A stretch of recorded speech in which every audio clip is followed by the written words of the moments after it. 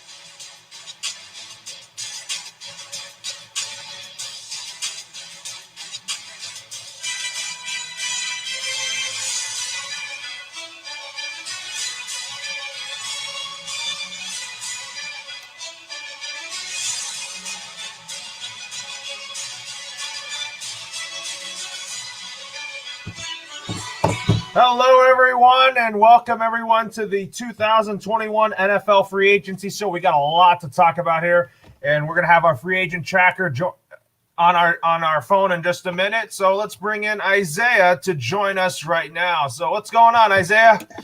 What's going on, Loro? Thanks for having me on, man. Really great to be here. How about you? How are you doing?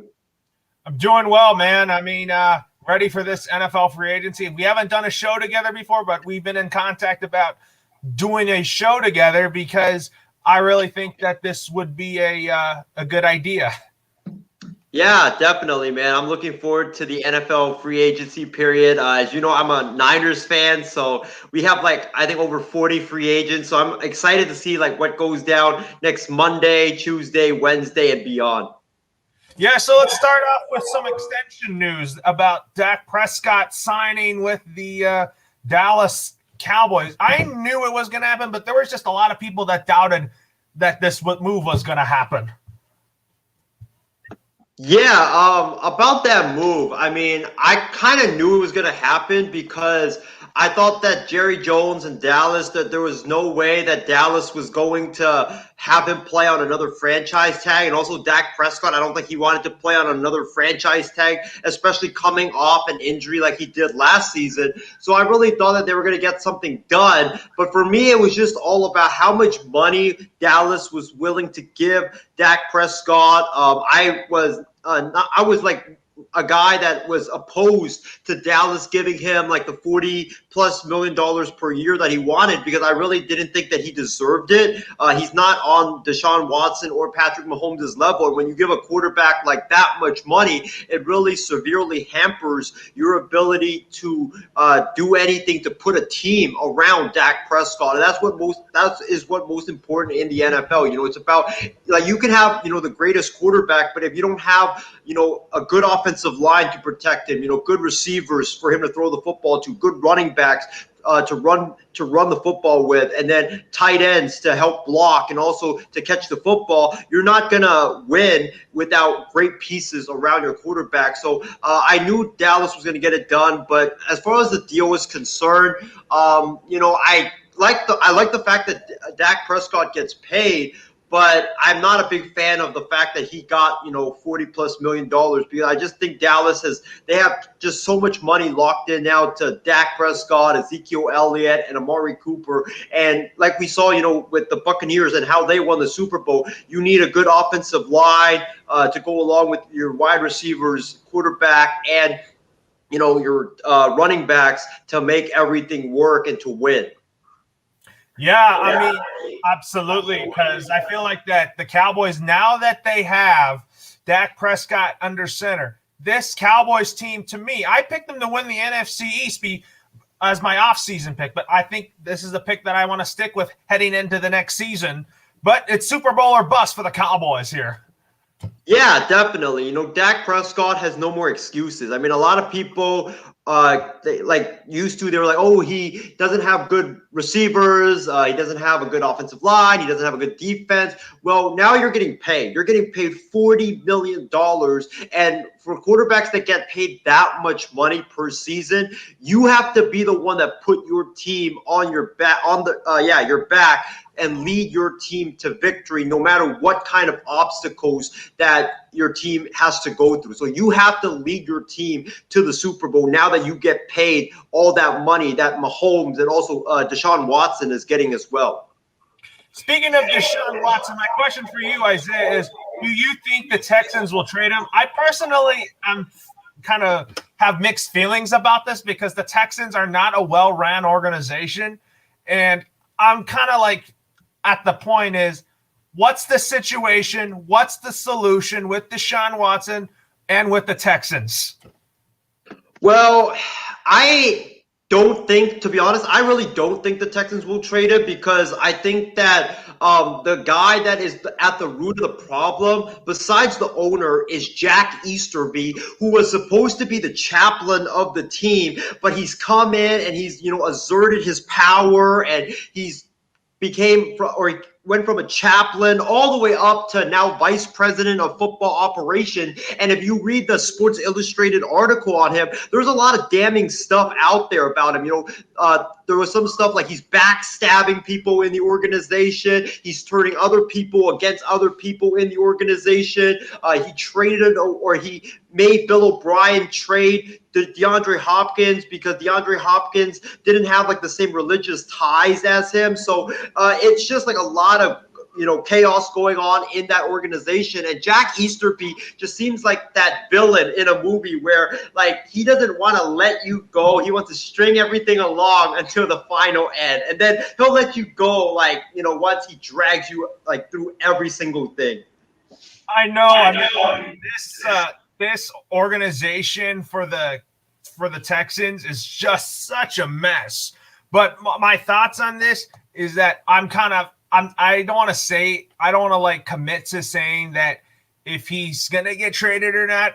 I just have a feeling that Deshaun Watson's gonna say. But what are your thoughts on J.J. Watt getting released from the Texans? I don't blame him for getting out of there and to joining the Arizona Cardinals. I kind of wanted him with the Pittsburgh Steelers just so that he can reunite with his brothers.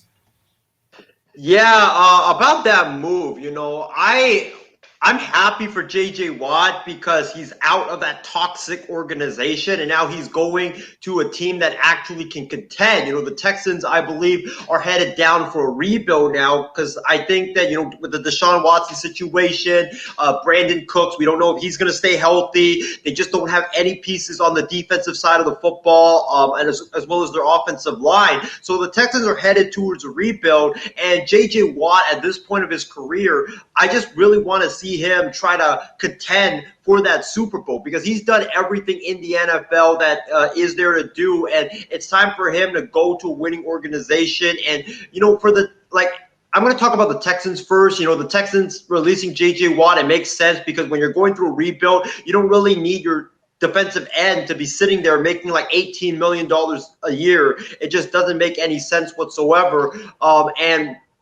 As far as JJ is concerned, like I said, I'm happy for him that he got out of Houston. I'm kind of like my mind is boggled as to why he chose Arizona. I just don't understand. Like you said, you want to go to a team that is contending for a Super Bowl, and Loro, I think you and I will agree that I don't think Arizona right now is at that point where there are true Super Bowl contenders. So I really wish he would. Like he could have gone to like Pittsburgh, like you mentioned, maybe Green Bay, because I know he went to the University of Wisconsin, as well as I know my Niners need a defensive end that can rush the passer because we have Dee Ford, but Dee Ford right now has chronic neck issues, and I think he's going to retire in a couple of months because of those neck issues, and I don't think he's going to play again. So imagine J.J. Watt and Nick Bosa. I mean, that would have been such a dynamic duo. That would have been a dynamic duo on the 49ers defensive front, but I feel like now that the Niners are getting Nick Bosa back, What's the situation at quarterback? Do you think you're going to start Jimmy Garoppolo, or do you think you're going to go with somebody in the draft like a Zach Wilson or a Trey Lance? Well, honestly, I don't know because I've been hearing so many reports. Like there was reports that the Niners were close to a trade for Matthew Stafford, and then after the trade was made, you heard reports that the Niners didn't even make an offer to the Detroit Lions, and then now there's rumblings about Sam Darnold in San Francisco being very interested. It just seems like, all the quarterbacks that are available this offseason, you just hear San Francisco being thrown in to the mix for all of these quarterbacks. So I don't know like which is the truth or not in terms of these quarterbacks. I think that if I have to say right now, I'm going to go with my gut feeling and say that I think we're going to keep Jimmy Garoppolo for one more season, just because I think all these quarterbacks that are like the veteran quarterbacks that are out there, it's just going to take way too much to trade for them. And John Lynch and Kyle Shanahan, that regime, they're not a regime that are known to give up that many assets for a player. They always set a price of what they're willing to give up for a certain player, and when that price is exceeded for that player, then they're like, oh yeah, we're not going to trade for that player. It's either our price or nothing. So I believe that they're just going to stay with Jimmy Garoppolo. I think they're going to draft a quarterback in the first round. Right now, the 49ers hold the 12th pick in the NFL draft. So I believe by the time the 49ers, unless they trade up, by the time the 49ers pick, Trevor Lawrence is going to be gone. I think Zach Wilson is going to be gone.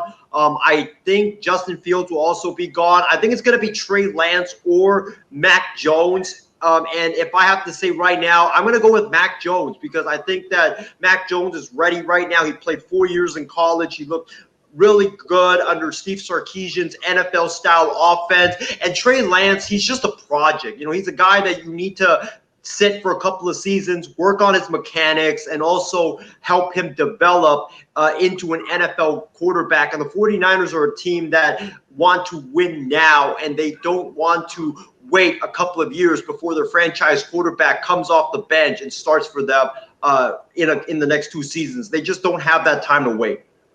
Absolutely not. I mean, there were rumors about Garoppolo returning to my team and the Patriots because I told you earlier I'm a Patriots fan, but I'm going to get your thoughts on what are your thoughts on the Patriots bringing back Cam Newton. I honestly did not expect that to happen, but I'm not going to guarantee that he will have his starting job back whenever the offseason program begins. I mean, he just didn't look that efficient when I saw him out on the field. And I think that I would like a better quarterback than Cam Newton on the Patriots. Yeah, I would agree with you on that. I do not know why the Patriots brought back Cam Newton. When I saw him on the football field, I know a lot of people are going to be like, "Oh, Isaiah, he didn't have any weapons. Like he didn't have any good receivers, and a lot of players from the Patriots opted out." Well, that's fair. But when I did see Cam Newton play on the football field, he was throwing passes like he was like overthrowing receivers or underthrowing receivers, or when a receiver would go over the middle, he would throw it to the left of the guy or throw it to the right of the guy.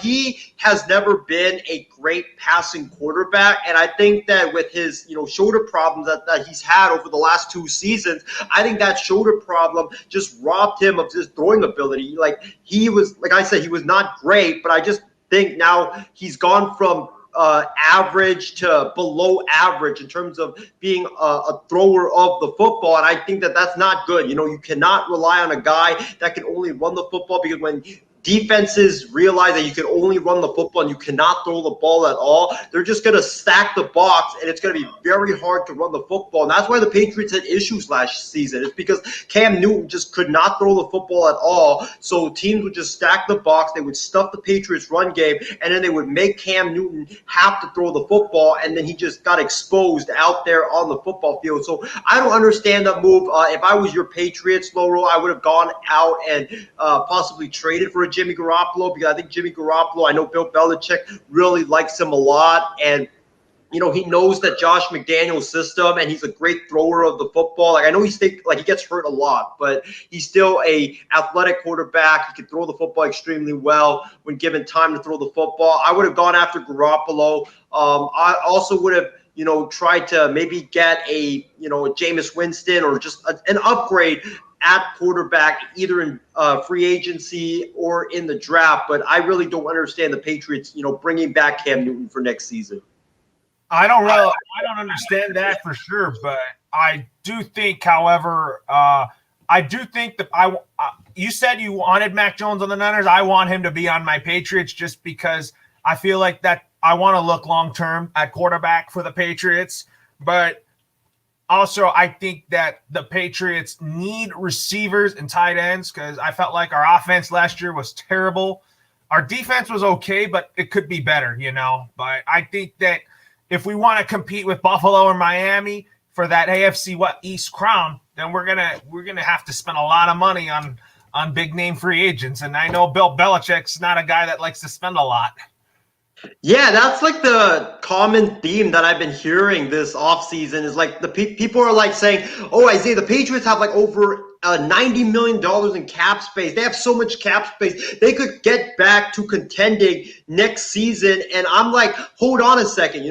Even though they have that much cap space, like you mentioned, Bill Belichick is not a guy that is known for spending a lot of money. In fact, he's a guy that always goes bargain shopping to try to get players from the bargain bin and insert them into a system. So I know the Patriots have over like $90+ million in cap space, but knowing Bill Belichick, I really don't think he's going to go out and spend it on like a Shaq Barrett or a Juju Smith-Schuster or any of the top free agents out there, unfortunately.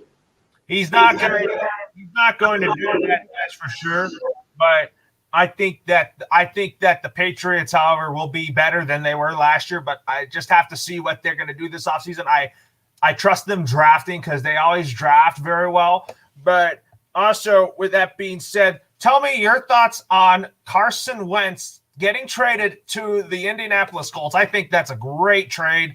I think Carson Wentz is going to revive his career under Frank Reich, and also Matthew Stafford going to the Los Angeles Rams. And I told you before the show, Isaiah, that I'm a Patriots fan, but I also follow the Rams and the Chargers too. So can you tell me how you feel about Carson Wentz going to Indy and with a quarterback guru and Frank Reich? Oh, I love that move. I love that move of Carson Wentz going to Indianapolis. I think that was the perfect place for Carson Wentz to go. When Carson Wentz had his career year before he suffered that ACL injury, it was under Doug Peterson and also Frank Reich, who was the offensive coordinator at that time for the Philadelphia Eagles, and he put up amazing numbers for that Eagles football team. And ever since Frank Reich left the Philadelphia Eagles, Carson Wentz has just looked like a different quarterback. Frank Reich's a guy that he's known for developing quarterbacks and fixing quarterbacks. And now that Carson Wentz is a coach and he reunites with Frank Reich, I think Frank Reich will be able to fix him. And you give him a great offensive line that the Colts have with Ryan Kelly and Quentin Nelson and all those guys that they have on their offensive line. And you have the weapons that they have with T.Y. Hilton and the tight end as well. And you add him with that defense. I think Carson Wentz and the Colts, they're going to have an amazing year next season. Carson Wentz, I definitely agree with you. I think he's going to rejuvenate his career under Frank Reich, and and also with that offensive line, because in Philadelphia, their offensive line, they were always hurt. So they were always, they weren't able to protect Carson Wentz. So Carson Wentz would always get hit. He would get pressured. He wouldn't have time to throw the football. I think that's going to be a different situation now that he's in Indianapolis, with being able to get like 3 to 4 seconds to throw the football before the pressure comes. There is going to be a lot of play action in Indianapolis, that's for sure. But what you were saying is, I think that Carson Wentz is in a good situation in Indianapolis because he has the weapons to throw to. I think the Colts, to me, are going to be a contender in the AFC South.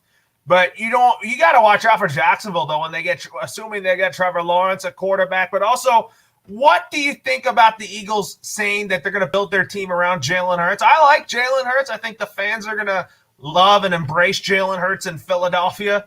And I think that the Eagles are going to be good with Jalen Hurts at quarterback. Do you see the Eagles being good with Jalen Hurts? Honestly, I think Jalen Hurts is a good quarterback, but the problem with the Eagles lies with their GM. Their GM has done an awful job of drafting the last couple of seasons, which really has resulted in the Eagles' demise.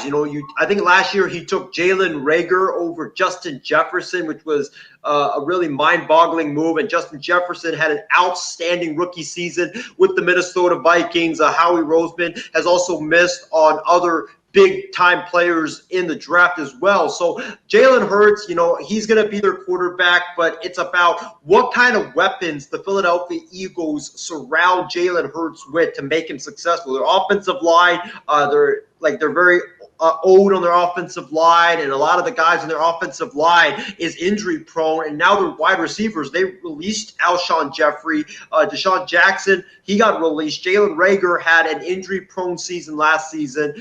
We don't know how he's going to be in the upcoming season next year. So there's just a lot of question marks for the Eagles, wide receiver wise, running backs, I think they'll be fine. Tight ends, there's question marks there because I think Zach Ertz will get traded this offseason. And the defense, Jim Schwartz, their genius defensive coordinator, he retired. And now the Philadelphia Eagles, they have a lot of free agents on the defensive end as well. So there's just a lot of question marks with that team. So I wouldn't say that he's going to be successful just because I just think he might be in the Cam Newton situation like Cam Newton was this year, where he just doesn't get protected. He doesn't have any weapons to throw the football, and the whole team just falls around apart him. Yeah, I mean, that's going to be the Eagles have a long way to go for them to be good, but also, tell me your thoughts on Matthew Stafford being traded to the Los Angeles Rams for Jared Goff. I mean, I wanted to give Jared Goff one more chance before that trade happened. I knew that Jared Goff took the Rams to the playoffs, beat Seattle in the first round, and then in the second round, they just got knocked out against Aaron Rodgers and the Green Bay Packers. So tell me why you think this move was needed for the Rams. Well, it was needed because the Rams are a team that's built to win now. You have that defense with Michael Brockers and Aaron Donald leading that defense, and also Jalen Ramsey. And also on the offensive side of the football, you've got that offensive line, which is signed up for, I believe, 1 or 2 more seasons. And then they have at wide receiver Robert Woods and also Cooper Kupp as well. And running back-wise, I think they're pretty set as well. So the Rams, they have a team that can win now. They just needed that dynamic quarterback that would help them win football games. And, I like Jared Goff, but I just think Matthew Stafford is he's an upgrade over Jared Goff, definitely. I think with Matthew Stafford now, I think you will see, that more explosion from the Rams offense. I think Jared Goff was the one that really held back Sean McVay and that Rams offensive system. And I think now with Matthew Stafford in the mix, I believe the Rams, they're definitely Super Bowl contenders, in my opinion. They just got to re-sign a couple of free agents, and I think they'll be good to go. Absolutely. I agree. I mean, as an Angelino myself, I could see the Rams are a team that's desperate to win now. I mean, they gave up so many first-round picks to get this much talent. But I think that the Rams are in a situation that sometimes I'm kind of concerned that they could be over the cap, but I really think that this team is definitely good to go with Sean McVay, and I think that Matthew Stafford's definitely a 10-time upgrade over Jared Goff. So tell me what you think about the Chargers now. They have Brandon Staley, who they got from the Rams, and he's a quarterback too in college, but he's a defensive-minded coach. That's going to really help the Chargers move into the right direction, especially on the defensive side of the football. Do you see them signing Hunter Henry? I predict that Hunter Henry is going to stay in LA. I believe that they will, because I think today they released Casey Hayward, so that freed up a lot of money for the Chargers to be able to bring back Hunter Henry. So I think that now with the money that they have saved up from Hayward being gone, I think they would definitely be able to get back Hunter Henry. And Hunter Henry is an integral part of the Chargers. I mean, he does so much for that Chargers team, catching the football, blocking. He just does so much for that team. And he's a security blanket for Justin Herbert. And Justin Herbert desperately needs him to stick around. So the Chargers definitely need to bring him back. But as far as, the Chargers, with the Brandon Staley move, I personally would have gone after an offensive-minded coach that would have been able to help mold Justin Herbert, like a Brian Daboll or maybe a Eric Bieniemy that was out there. But Brandon Staley, he's the coach now for the Chargers. I think he's going to do a great job on the defensive side of the ball for the Chargers, which will really help them because the Chargers defense, I think the last couple of years, they just haven't been that great the last couple of years. So in that division with Mahomes, with Derek Carr, with the Broncos, they don't have a quarterback, but with Mahomes and Derek Carr in that division, you got to have a great defense to be able to compete in that division with those two football teams. You do, absolutely. I mean, speaking of which, Mahomes just restructured his contract, and then the Chiefs released Eric Fisher. Do you think that now that with the Chiefs restructuring Patrick Mahomes' contract, do you think they bring back Eric Fisher?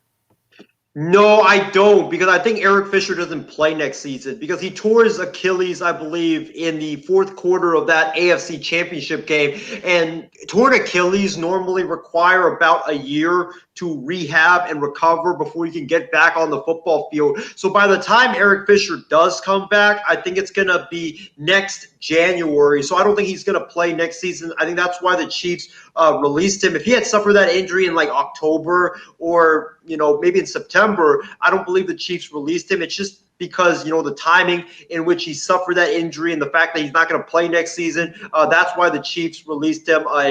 He's basically going to be on the IR next season. And also Mitchell Schwartz, who they also released, I believe, a couple of days ago.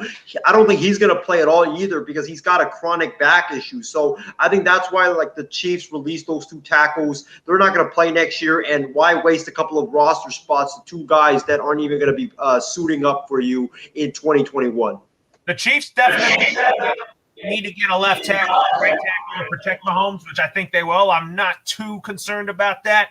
But I think that the Chiefs are definitely still going to be favorites to win the AFC West and win the Super Bowl after getting blown out by the Tampa Bay Buccaneers. But let's talk about the Tampa Bay Buccaneers now.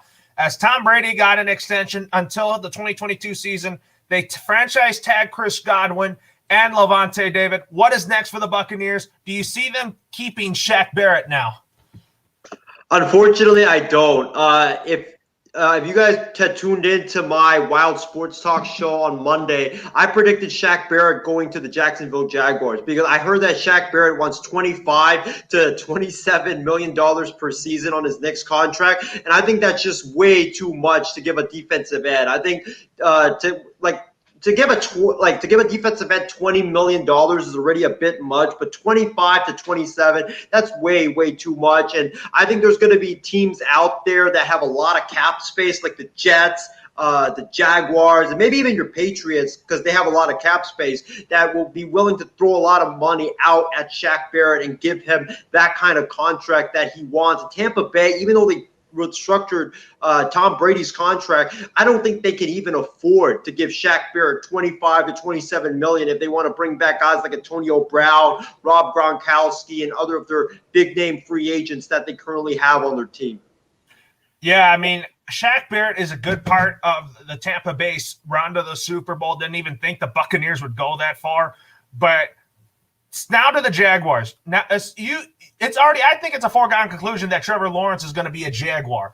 What do you think the Jags need to do? Because I heard that they franchise tagged Cam Robinson. Do you think that now that you get the offensive line set, do you think the Jaguars' next thing they do is they re-sign DJ Chark?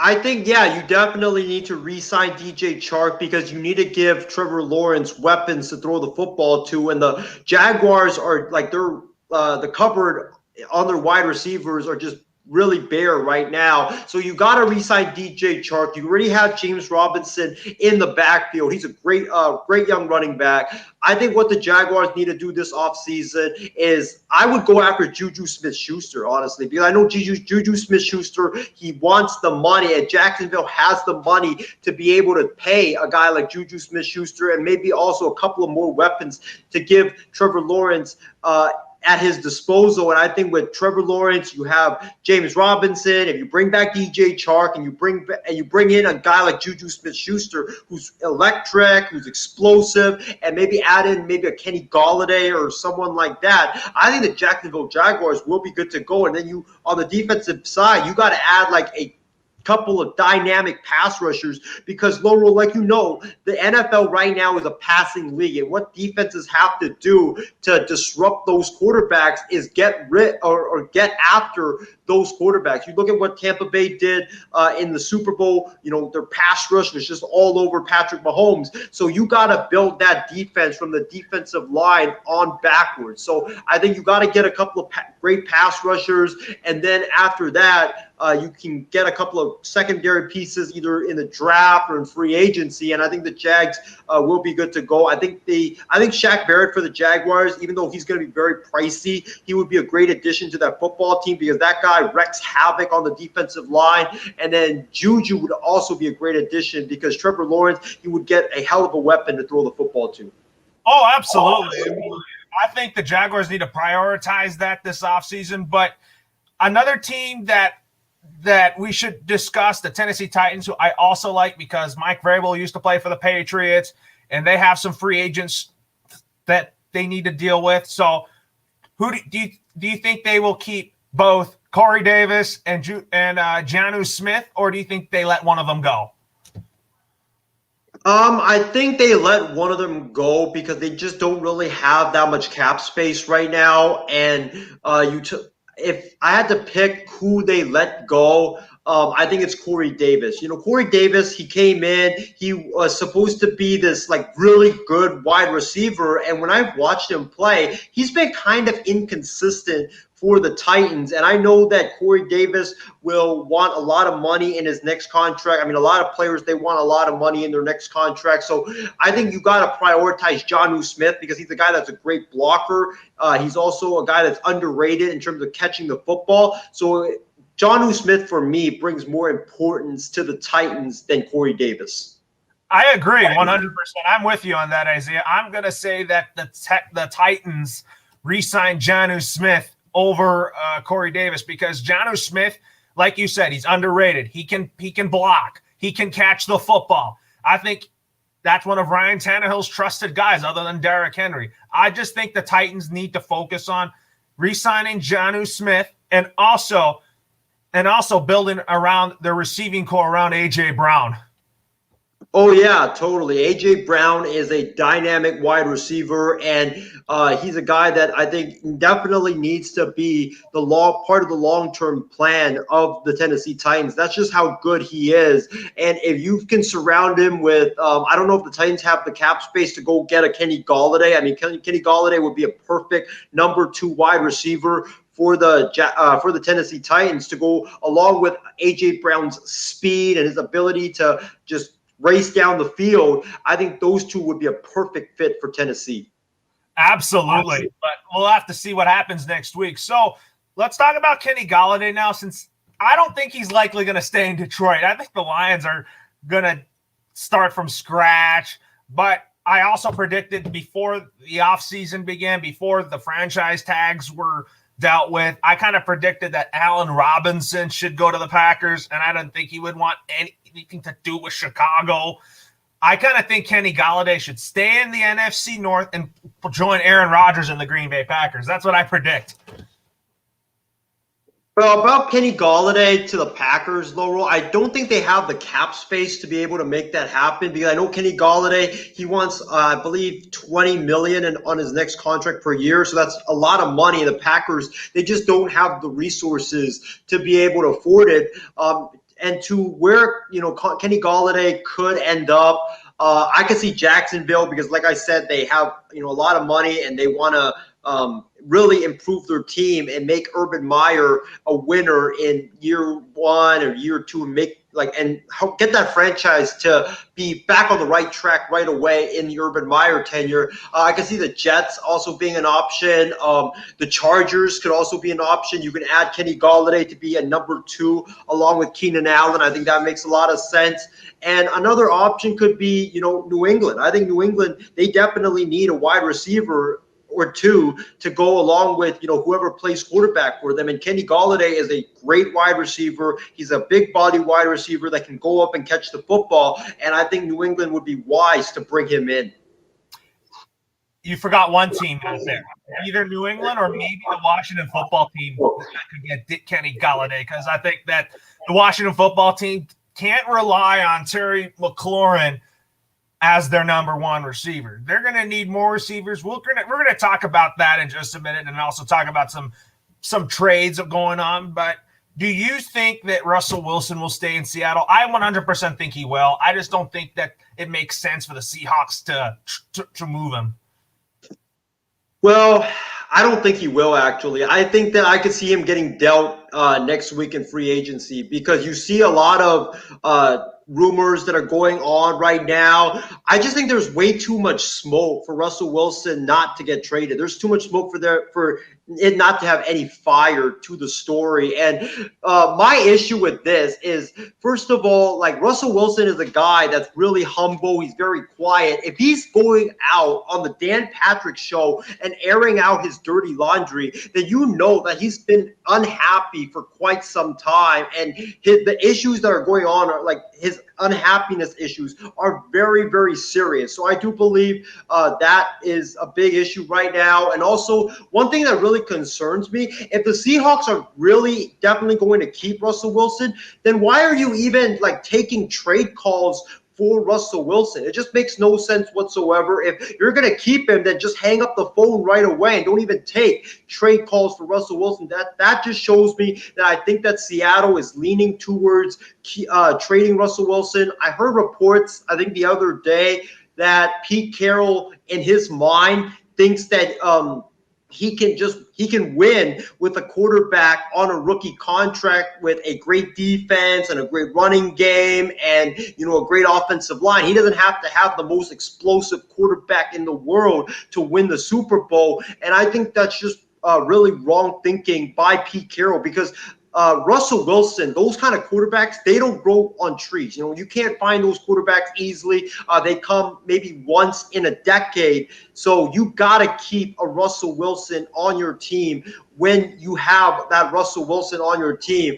And, as far as where I think Russell Wilson gets traded to, I think he gets traded to the Bears, because I think the Bears are so desperate right now. Matt Nagy and Ryan Pace, they know that they have to win this season to be able to keep their jobs. They need a dynamic veteran quarterback on their team. And with how desperate they are, and I think Colin Cowherd said this on his show the other day, there's reports that from his sources that the Bears might be willing to offer 4 to 5 first-round picks to get a Russell Wilson, which I think is totally insane, because you're basically mortgaging your entire future just for Russell Wilson. And when Russell Wilson gets there, you're not even going to have the pieces to be able to put in place to get Russell Wilson or to make Russell Wilson successful, because you would have to trade them all or release them to make Russell Wilson's salary fit and also to make that trade work. So I don't really understand that trade whatsoever, but I think Chicago is just way too desperate. So that's why I think they're going to land Russell Wilson.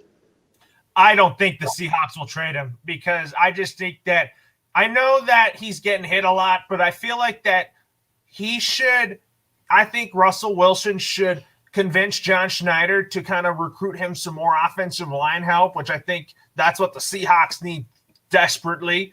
I think they need a tackle. They need another receiver to go along with DK Metcalf and also Chris Carson. I think they're going to keep him for sure. And I think that defense of the Seahawks really needs work, but I feel like that the Seahawks defense, they could definitely I like them getting Jamal Adams. I think that was a good pickup for their defense, but I think they need more than that. Yeah, definitely. They need defensive line help. You know, the Seahawks, the last couple of seasons, they've been one of the worst pass rushing teams in all of the NFL. And I think we've said this on the show that when you need to be able to rush the quarterback to be able to win in the NFL. You can't just sit back and let the quarterback have like 5, 6 seconds to throw the football to be able to win. No, you just can't do that anymore. You have to be able to rush the passer. You have to harass the quarterback to be able to win in the NFL. And when you're the worst or one of the worst pass rushing teams in the entire NFL, you're not going to be able to win because of that. So I think the Seahawks, they got to get a couple of pass rushers. But the only issue, though, with that is I don't think they have the money to be able to afford guys like a Leonard Floyd or a Shaq Barrett or any of the top pass rushers available. So they're going to have to draft a pass rusher. And the Seahawks, they just haven't been able to draft good recently in the NFL draft. They haven't, absolutely not. But also, speaking of which, with J.J. Watt with the Cardinals, with DeAndre Hopkins, do you think the Cardinals need more weapons for Kyler Murray if Larry Fitzgerald actually hangs it up? Yes, I do. I think they would need one more wide receiver to go along with, you know, DeAndre Hopkins, Christian Kirk as well to help balance that offense out. I think they need a guy that is a better fit in the slot to help them balance out that offense. But I think the biggest weakness with the Cardinals is their defense. You know, they got J.J. Watt. They also have Chandler Jones, but it's their secondary that I'm really worried about. You know, their secondary, I think Patrick Peterson is leaving in free agency. He's getting up there in age, and he wants to win right now. So I don't think that he wants to stay with the Arizona Cardinals. So if you don't bring him back, who else on your secondary besides Budda Baker and Terrell Brown? I think they have Terrell Brown as well. Who on that secondary do you trust to be able to stop some of the best wide receivers in the NFL? I don't trust Terrell Brown to be able to stop a guy like DK Metcalf or, you know, Brandon Ayuk from the 49ers or even Robert Woods. So the Cardinals, they got to improve that secondary if they want to contend for not only a playoff spot in the NFC. Oh, absolutely. I think that now that the Cardinals got J.J. Watt to go with Chandler Jones, they need a secondary just because they need to shut down like a Robert Woods or a Cooper Kupp. I think that their offense is not the problem. I think Cliff Kingsbury has done a fantastic job calling the offensive plays, especially in that air raid offense. Even though the Cardinals kind of fell off a cliff, I feel like that the Cardinals this year are going to take another step forward in their upward progress. Yeah, I agree. I think they will take another step forward because they added J.J. Watt and they have a lot of talent. But a guy that I would consider if I'm Arizona and adding is Richard Sherman, who's available right now, and he's, you know, up there in age, and he also wants to win. And I think Arizona's in position not to win a Super Bowl, but to get to the playoffs. And if you offer Richard Sherman, you know, like the amount of money that he wants, I think he would be willing to come to the desert and play with Arizona. You know, he said great things about Kyler Murray in the past. He said great things about J.J. Watt in the past. So I think he would want to team up with Kyler and also with J.J. Watt. And if you add Richard Sherman, who's one of the most reliable cornerbacks in the NFL, you add him to that secondary, that's going to be a big upgrade for that secondary. That is going to be a big upgrade for that secondary. You're absolutely right about the Cardinals potentially getting Richard Sherman, but I feel like they could get younger on defense, but we'll see. So Allen Robinson getting franchise tagged by the Bears, I did not think that this was going to happen. What did you think of that? I was kind of predicting he would be a Green Bay Packer or he would be a Jacksonville Jaguar again. Yeah, I thought that he was going to be let go because he's been really disgruntled with the Bears coaching staff and the Bears front office for not using him properly. So I really thought they would let him go. But I guess I don't know why they franchise tagged. It makes no sense to me. I think that they might want theory that I have is that they might have franchise tag Allen Robinson as a potential asset to put in a Russell Wilson trade, because you know how the Bears are so desperate for Russell Wilson. And I don't think, even though 5 first-round picks is a lot to give up for Russell Wilson, I think the Seahawks want picks as well as a player, and Allen Robinson will help balance some of that salary that will be coming the Bears' way from Russell Wilson. So that's one theory that I have. That's like kind of the only reason that I can think of as to why the Bears kept Allen Robinson. The Bears, they need a quarterback. They don't have a quarterback right now. The receivers, they don't really have that good of a wide receiving corps. Their just entire offense is just very underwhelming to me, Loro. I just don't really like, the offensive pieces. I don't like, Matt Nagy and his play calling. I think sometimes he goes too conservative on offense, and I think he's very vanilla in terms of offensive style. So I think the Bears, they need to get that dynamic quarterback to help make that offense more dynamic. And until they do, the Bears won't be going anywhere until they find that quarterback. Absolutely, I agree. I mean, I'm an offensive-minded fan in football. I love playmaking. I love playmakers. I love the long touchdown passes and the long yardage to wear out defenses. But I don't have a problem with the Bears' defense. But what concerns me about the Bears is how their offense runs. I agree with you about Matt Nagy being too conservative of a play caller. He is not that great of a play caller. I was like, during last season, I'm like, Bears got to fire Matt Nagy right now. I don't like him as the Bears head coach because he doesn't call plays correctly. He misused Mitchell Trubisky. I thought he was going to come in, help Trubisky become elite, but Mitch Trubisky, to me, is a bust. Yeah, he definitely is a bust, and I blame a lot of it on Matt Nagy and his development of Mitchell Trubisky.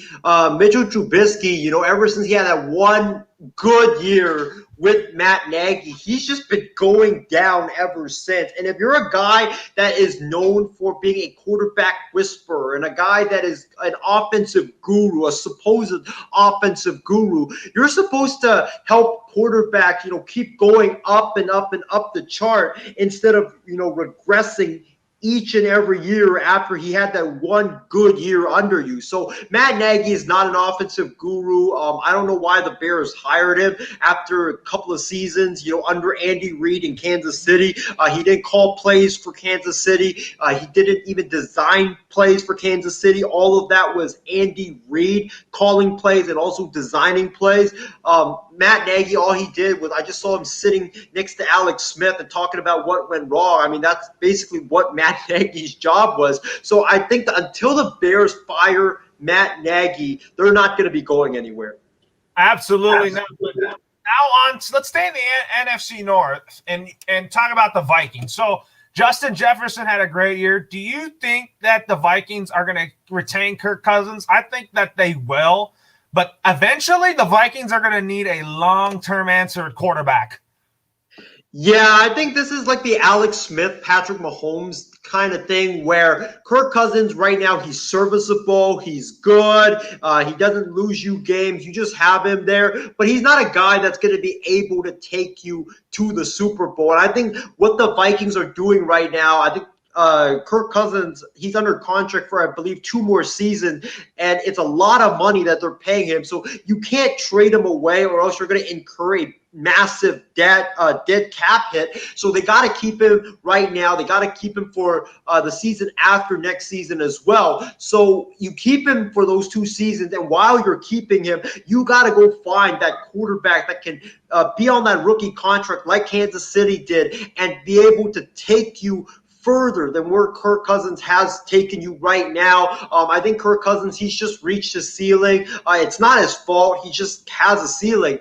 And, he's not that good of a quarterback. And if the Vikings, for Mike Zimmer and that front office, they just got to be looking out right now. Maybe they can trade up and draft a quarterback like a Trey Lance, who everybody says is the second coming of Patrick Mahomes because he's got a great arm. He played baseball. He's got great vision. He can do all sorts of stuff that a lot of quarterbacks can't do in the NFL. Maybe you trade up for him and then you sit him for a couple of years, let Kirk Cousins play for 2 more years, and let Trey Lance develop. And let Trey Lance develop. Let Kirk Cousins play and let his contract run out. And then after 2 seasons, when Trey Lance is ready, you could put him in as your quarterback and you can have 3 seasons of, him on his rookie contract. And then you can use that money that you save and spread it all over to helping your team, whether it's wide receivers, running backs, tight ends, or even the defense. So I think that's where the Vikings should go. Absolutely. I agree with you on that. But my other Vikings question for you is, do you think Mike Zimmer is on the hot seat? I'm kind of 50-50 on that, just because I feel like that Mike Zimmer has done a tremendous job coaching the Vikings, but it hasn't been the way that people expect it to be, just because I feel like that I could see a little bit more out of Mike Zimmer. Well, I would say I'm on the fence because I think that he's been there for 6 or 7 years now. And yes, he's taken the Vikings to the NFC Championship game to the Eagles, but lost. Yeah, he's been really successful with the Vikings. I think he's only missed the playoffs 3 seasons in his entire coaching career with the Vikings. He has had playoff success with Minnesota. He took the Vikings to the NFC Championship, like you mentioned, with Case Keenum.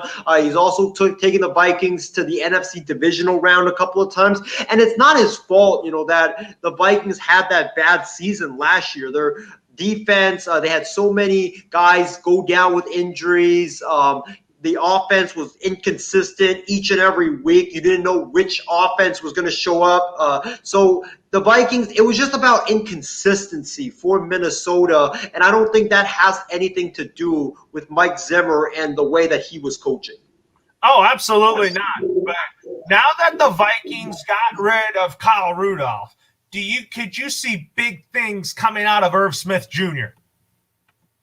I would say no, because Kirk Cousins doesn't really throw to tight ends. If you look at Kyle Rudolph's stats the last couple of years, he didn't really do that much for Minnesota. He was more of a blocker than he was a receiver. He was only, a receiver when they were in the red zone. So I say for Irv Smith Jr., I would say I think they would use him the same way they used Kyle Rudolph, unfortunately. I think Minnesota would be more successful, though, if they were to incorporate more passing plays for the tight end instead of just using the tight ends as a blocker in that system. I think that would make the offense more explosive, but that's just how Minnesota has been doing it in the Mike Zimmer era. They like to run the football. They're a very run-heavy team, and then they just have Kirk Cousins, throw short passes to his wide receivers to get the first down, and then they just keep going on and on like that until they score a touchdown.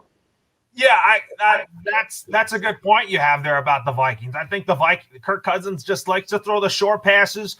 I don't think he's like a big name, a guy that just likes to throw the ball deep. But let's talk about the team that traded Stephon Diggs from the Vikings to the Bills. Let's talk about the Bills. They now released John Brown. Do you think that the Bills should get another number 2 receiver to take his place?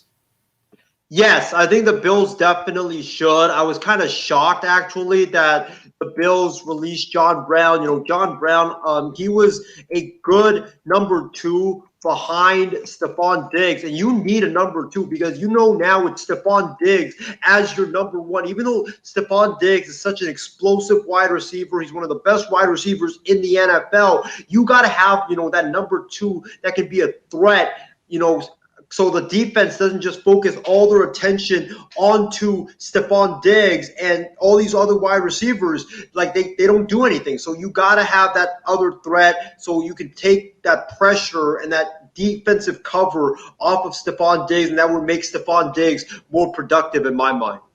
Absolutely. I think that another question for you about the Bills is, do you think that it's time for the Bills to extend Josh Allen? I really think what I've seen from Josh Allen, he has gotten better and better each year, and I do think he is shown to me that he is the future of Buffalo. And I think if anybody wants to compete with Buffalo in the division, then you got to gear up.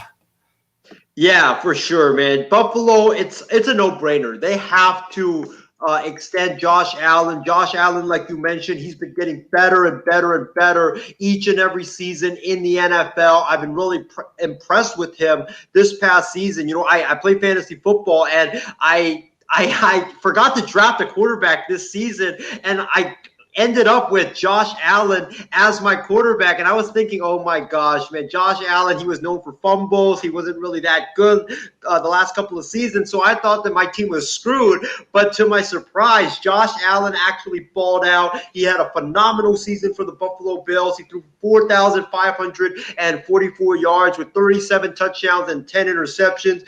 He's just going to continue to get better and better under Brian Daboll and Sean McDermott and that offensive system that they have and all the pieces that they've had. They're locked in for a couple of more seasons. So Josh Allen and the Bills, they went to the AFC Championship last season. They're going to continue to get better. So they're going to be even better, I believe, next season. Maybe not. I don't know if they're going to make it to the Super Bowl because you have Kansas City, but I think they're going to be back there in the AFC Championship. And with Kansas City, you know, losing a couple of tackles and losing some defensive pieces, I definitely could see Buffalo overtaking Kansas City and maybe going to the Super Bowl next season.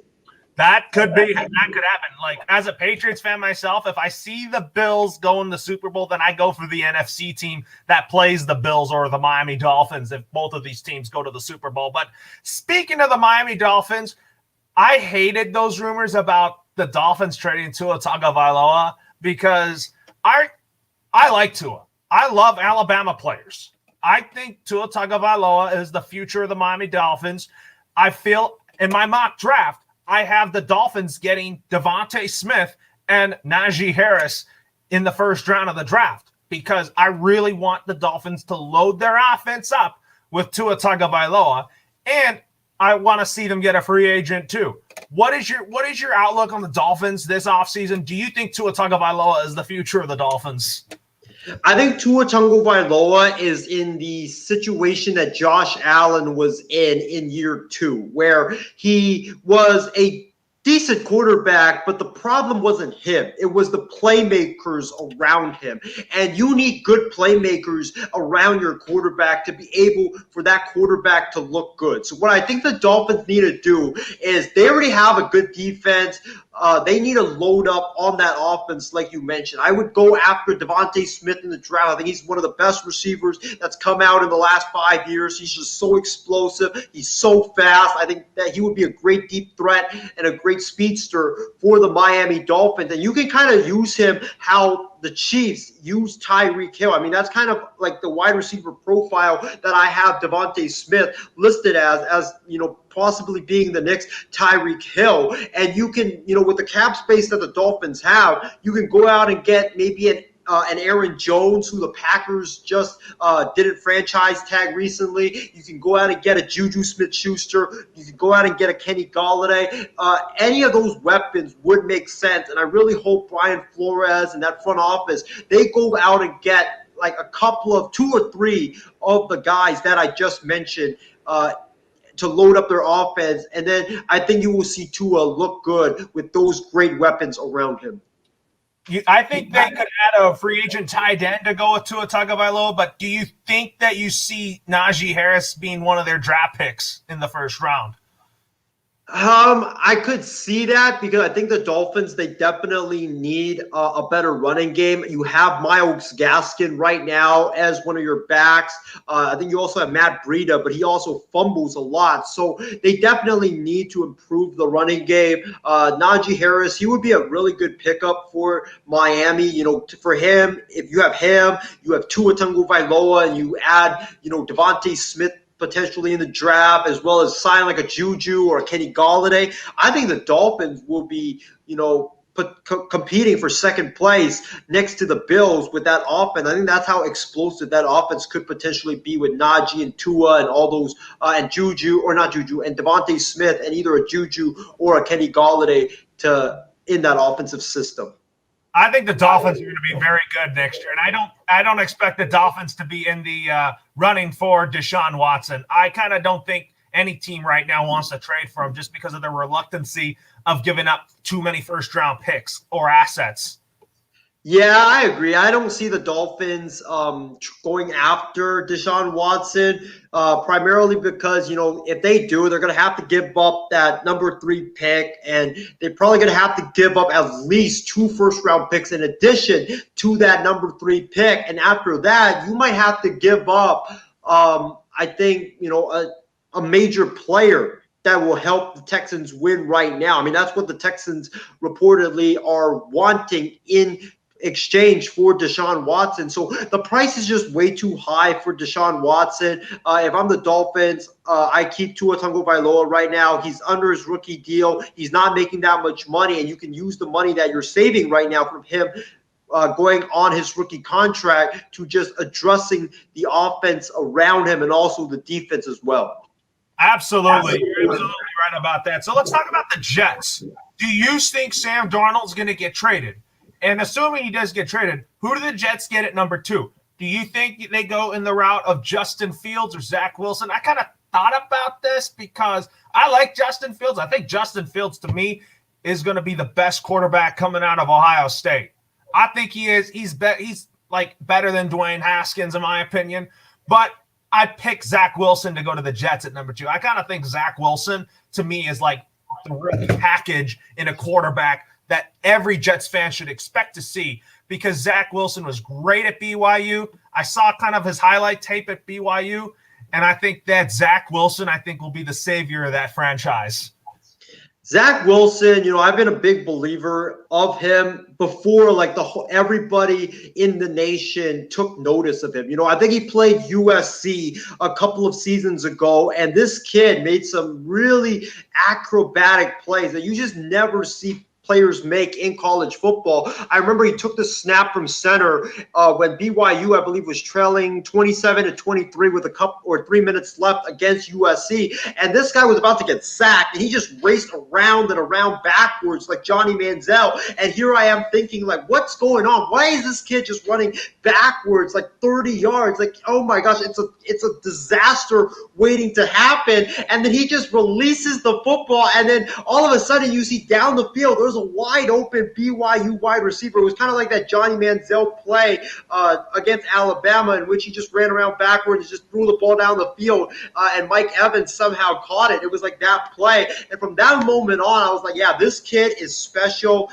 He's got all the intangibles. He's really acrobatic, and he's really unique, and I think he's going to be a future franchise quarterback. But as far as if Sam Darnold will get traded, to be honest, I don't believe he will get traded, and that's because I think that Robert Saleh, who's coming from Kyle Shanahan in San Francisco, they're very excited to work with Sam Darnold. They're huge fans of Sam Darnold. And I think Mike LaFleur, who's the brother of Matt LaFleur, the current head coach of the Green Bay Packers, who is now the offensive coordinator of the Jets, when he took the offensive coordinator job of the Jets, he took the job because he really wanted to work with Sam Darnold, and he thinks he can make Sam Darnold into a better player. So I think what the Jets are going to do is either potentially trade the pick or get a guy like a Penei Sewell from Oregon, an offensive lineman, to help protect Sam Darnold, or even get your guy Devontae Smith at number 2 to help put weapons around Sam Darnold. I think that's what the Jets are going to end up doing. I agree with that. I kind of was thinking about that, but I feel like that Zach Wilson would be a great fit for the Jets, but I could see him either fitting with Detroit, maybe stealing Jared Goff's job away from the Lions, or I could see him going to Carolina. Yeah, Carolina would be a wonderful fit for him because Joe Brady, their offensive coordinator, he likes to run, really aggressive offensive schemes. So with Zach Wilson, you can use his legs, you can use his arm, you can do a lot of wonderful things with him. So Joe Brady and Zach Wilson, that would be a wonderful combination to watch in Carolina. That will be. You're absolutely right about that, but with my Patriots, let's talk about them. Do you think that now that Cam Newton is now back, do you think my Patriots will get Mac Jones? Because I really like that quarterback out of Alabama. I want to see him go up against Tua twice a year. That's why I want him in New England. He kind of reminds me of Tom Brady. Yeah, actually, when I look at Mac Jones, he's the perfect Patriots quarterback. He's a guy that, played at Alabama. Nick Saban coached under Bill Belichick. He coaches the same way that Bill Belichick coaches in New England. So he's a perfect fit for the New England Patriots, and he doesn't even have to do that much for that Patriots offense. New England likes a guy that can game manage and don't make mistakes, and that's what Mac Jones is. Or what he was for Alabama this past season. So he makes perfect sense for the Patriots. However, I believe that, unfortunately, I don't think that he will go to New England, because New England right now, Loro, I think they're picking at what, 14? 15. 15. Every draft expert is predicting him at 15.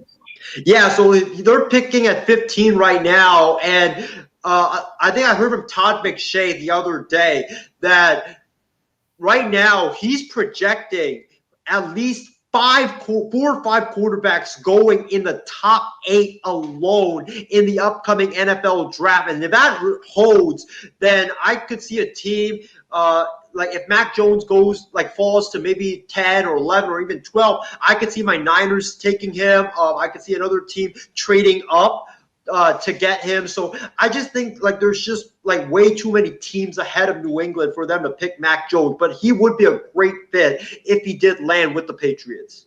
Absolutely. I am really optimistic about my Patriots getting Mac Jones, because I love Alabama players. We need a long-term quarterback.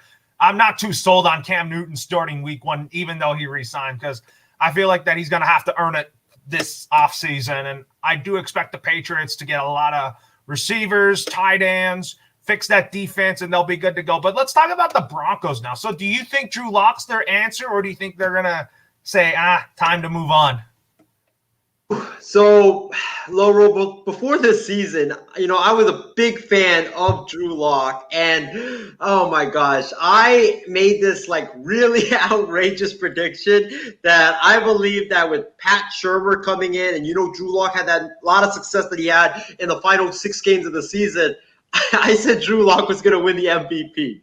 I said Drew Lock was going to win the MVP, and Drew Lock made me look really bad this past season with that prediction. So I'm going to say now, I think the Broncos are going to stick with him, because I think that Vic Fangio and the new general manager that they have, they are preaching patience, and they want to build a franchise around young players. So I think that's why they're going to stick with him. Plus, if you judge him, he looked great in the final 6 games without OTAs and training camp to get acclimated to Pat Shurmur's new offense. I just think that he didn't get a fair shot in Denver. So I think with potentially getting OTAs coming back, and with a full training camp coming back, I think they're going to give him a full off season with Pat Shurmur's offense to see what he looks like. And if he doesn't look good, then, in his 4th season in the NFL, then you can get rid of him, but not after you give him a full off season to see what he does under Pat Shurmur. Oh, you're absolutely right. I agree with that 100%. Now, let's talk about some other off-season stuff in the NFC South. Let's go to the Falcons. So, do you think the Falcons will move off of Matt Ryan and Julio Jones? I don't think they're going to move off of both of them, because I think Matt Ryan is just way too expensive to get rid of. If you trade Matt Ryan before July 1st, I believe, the Falcons will be taking on a $45 million cap hit. And I don't think any franchise wants to take that big of a cap hit. So I think they keep him for either one season or another season.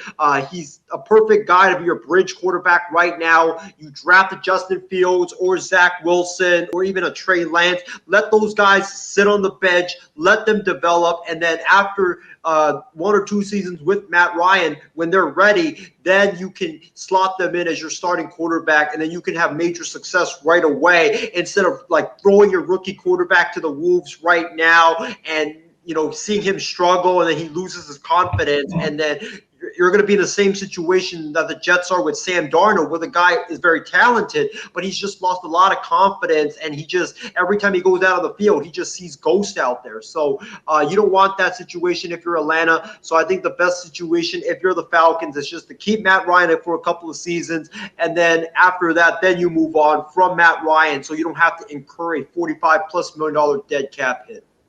Yeah, I mean, let's see what the Falcons do. I mean, I don't expect them to be that good, but I do like the Arthur Smith hire because I think Arthur Smith is definitely going to help a lot on the offensive side of the football. Yeah, I agree with that. And also, he runs kind of a similar offense to what Kyle Shanahan runs in San Francisco, which Matt Ryan was really successful in, with the play action and the bootlegs and all that stuff. So I think with them going back to a Shanahan-style offense, which they moved away from the last couple of years, with them going back to that Shanahan offense, I wouldn't be surprised if Matt Ryan has a rejuvenation this past season or this upcoming season, and he has he has kind of a similar season that he had when he went to the Super Bowl in 2017. Oh, absolutely. Now let's talk about the Saints situation. So do you think Drew Brees will retire this season, or do you think he's going to give it one more hurrah in New Orleans? Unfortunately, I think he's going to retire because when you look at what the Saints did, this was a very telling move by the Saints. They restructured his contract to the point where now they only pay him, I believe, $700,000. And if Drew Brees were to be playing this upcoming season, there's no way he wants to make $700,000. So I think that move alone just says that, yeah, Drew Brees is done, that it's just going to be a matter of time until he calls it quits. It is, absolutely. But even without Drew Brees, do you think the Saints will still be a good football team? I'm not sure because I know they have the weapons, but you do have to have a competent quarterback to be able to win, especially in that division. You got Tom Brady and the Bucks; they're loaded. You got Matt Ryan.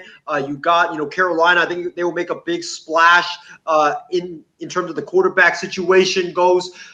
New Orleans, I'm not confident with Jameis Winston as the successor to Drew Brees, especially like what he did in Tampa Bay. That really left a sour taste in my mouth. And also, I'm not sold on Taysom Hill. I really am not. Taysom Hill, he came in when Drew Brees got hurt. He didn't look that good throwing the football. He's more of a runner than he is throwing the football. So I think New Orleans needs to look outside their organization to get a quarterback. If Russell Wilson is truly available, I go get Russell Wilson.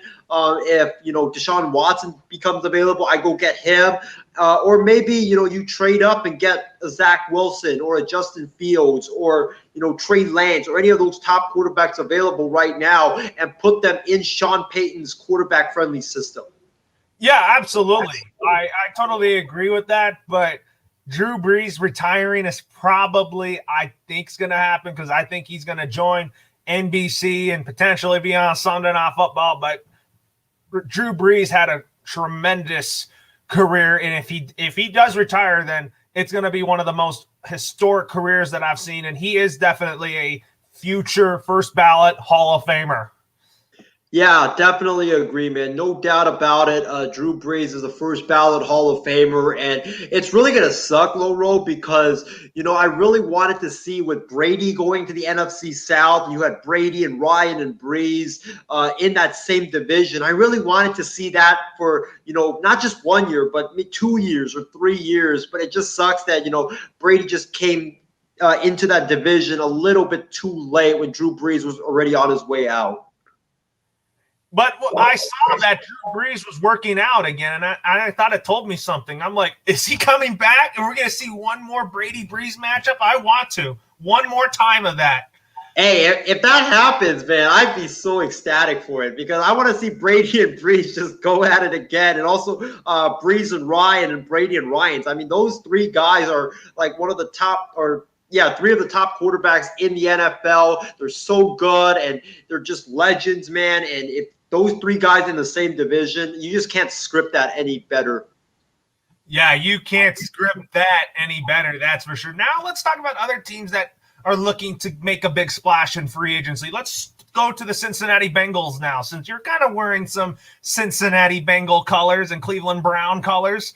So let's start with the Bengals first. So Joe Burrow coming off an ACL injury, and the Bengals need offensive line help. Oh, God almighty. So do you think the Bengals, in what they need is, do you think now that they're going to move off of A.J. Green, do you think that they get a receiver and get Jamar Chase to join his buddy Joe Burrow in Cincinnati and then get an offensive lineman in the second round?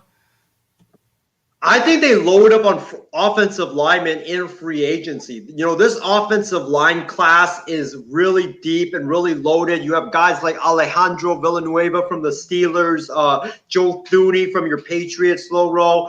You also have there's a couple of offensive linemen that I'm forgetting off the top of my head, but you have a lot of offensive line. Oh, Corey Linsley from Green Bay as well. So if the Bengals can stock up on some of these offensive linemen that are hitting the market right now, and who knows, maybe get a Mitchell Schwartz or Eric Fisher if he somehow be able to come back to play, then I think that would be good for the Bengals. I think you can get the offensive linemen in free agency. When you get offensive linemen in the draft, you know, you're not really sure how it will work out because all these offensive linemen, it's not, you know, it's not like a foregone conclusion that they pan out in the NFL. So that's why I don't like drafting offensive linemen in college. It's just really risky. I would rather Cincinnati draft, you know, wide receivers and tight ends in the draft because they are more of a given than it is, you know, drafting offensive linemen.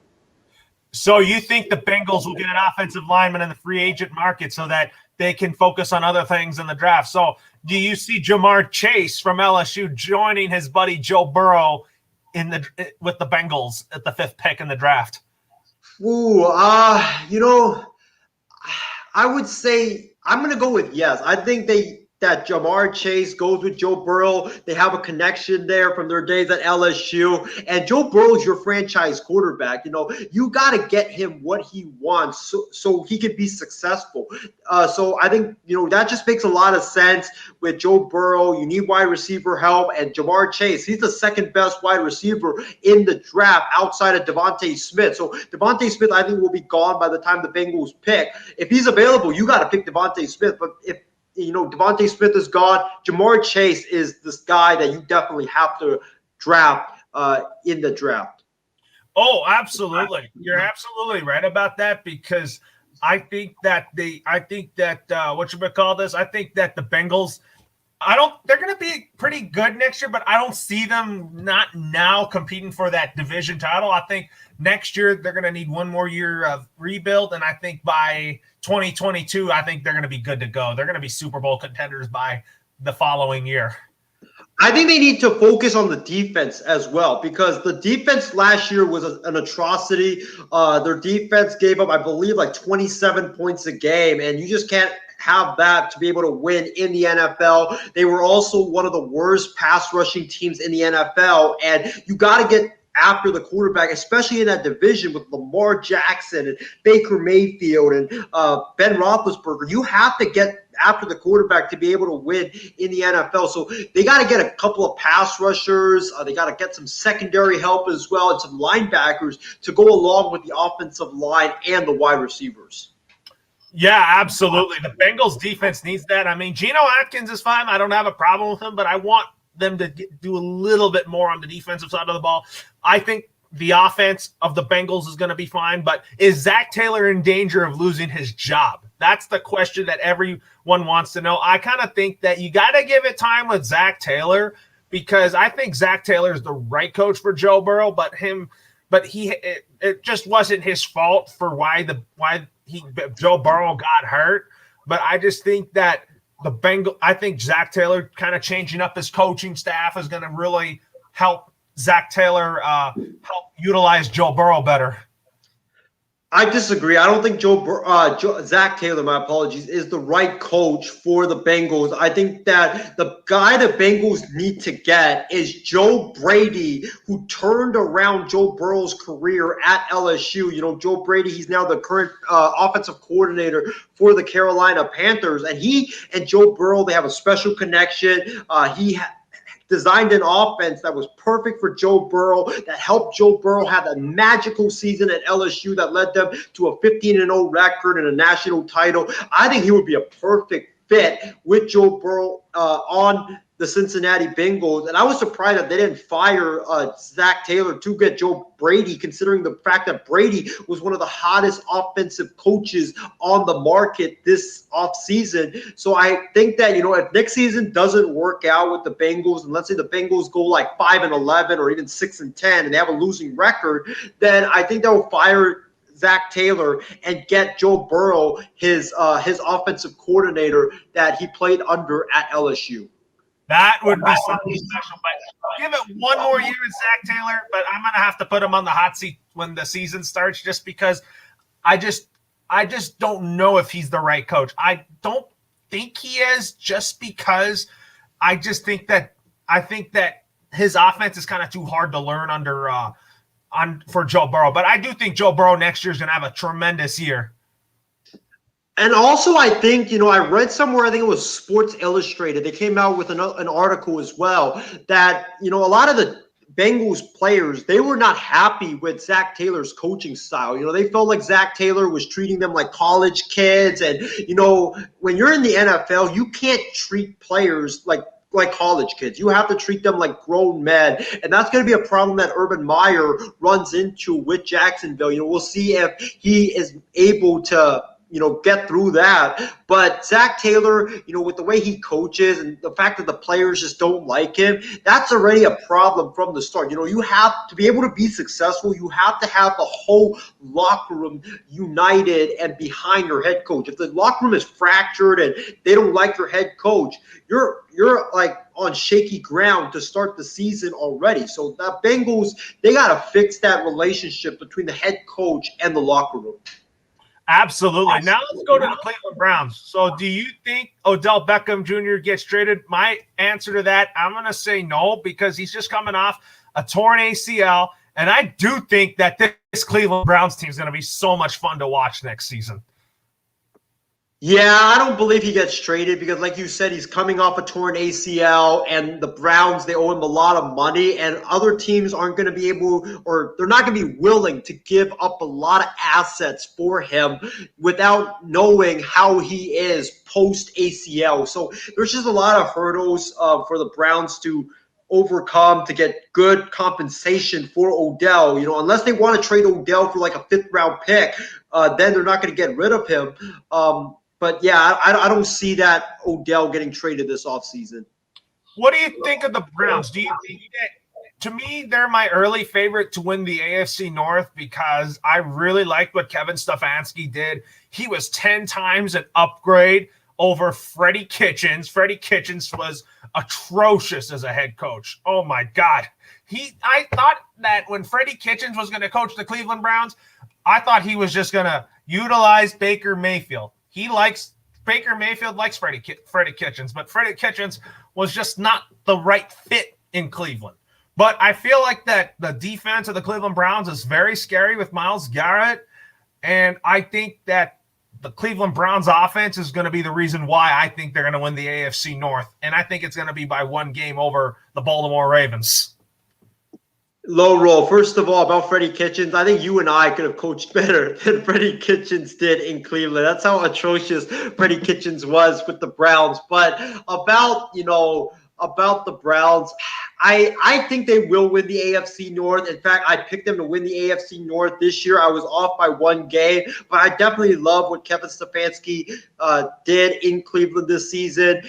He did what Kyle Shanahan does with the 49ers and with Jimmy G, which is you have a quarterback that you can't really trust to put the team on his back to lead you to the victory. So what you do is just have a running game that can support him, and he can rely on that running game. You can have the running game to carry your football team instead of your quarterback carrying your football team. And I think that was a very genius idea by Kevin Stefanski with Nick Chubb and also Kareem Hunt on your football team. You got to utilize those two-headed monsters, and he did that. And Baker Mayfield was really successful because of that, because he didn't have to put the Browns on his back and lead them to victory every single week. He could just rely on the running game. He could rely on the defense, and that is what really helped the Cleveland Browns win this year. And about the division, Pittsburgh, they have a good defense, but I think they're going to lose a lot of pieces this offseason with Bud Dupree hitting free agency, and they have other guys hitting free agency as well. Mike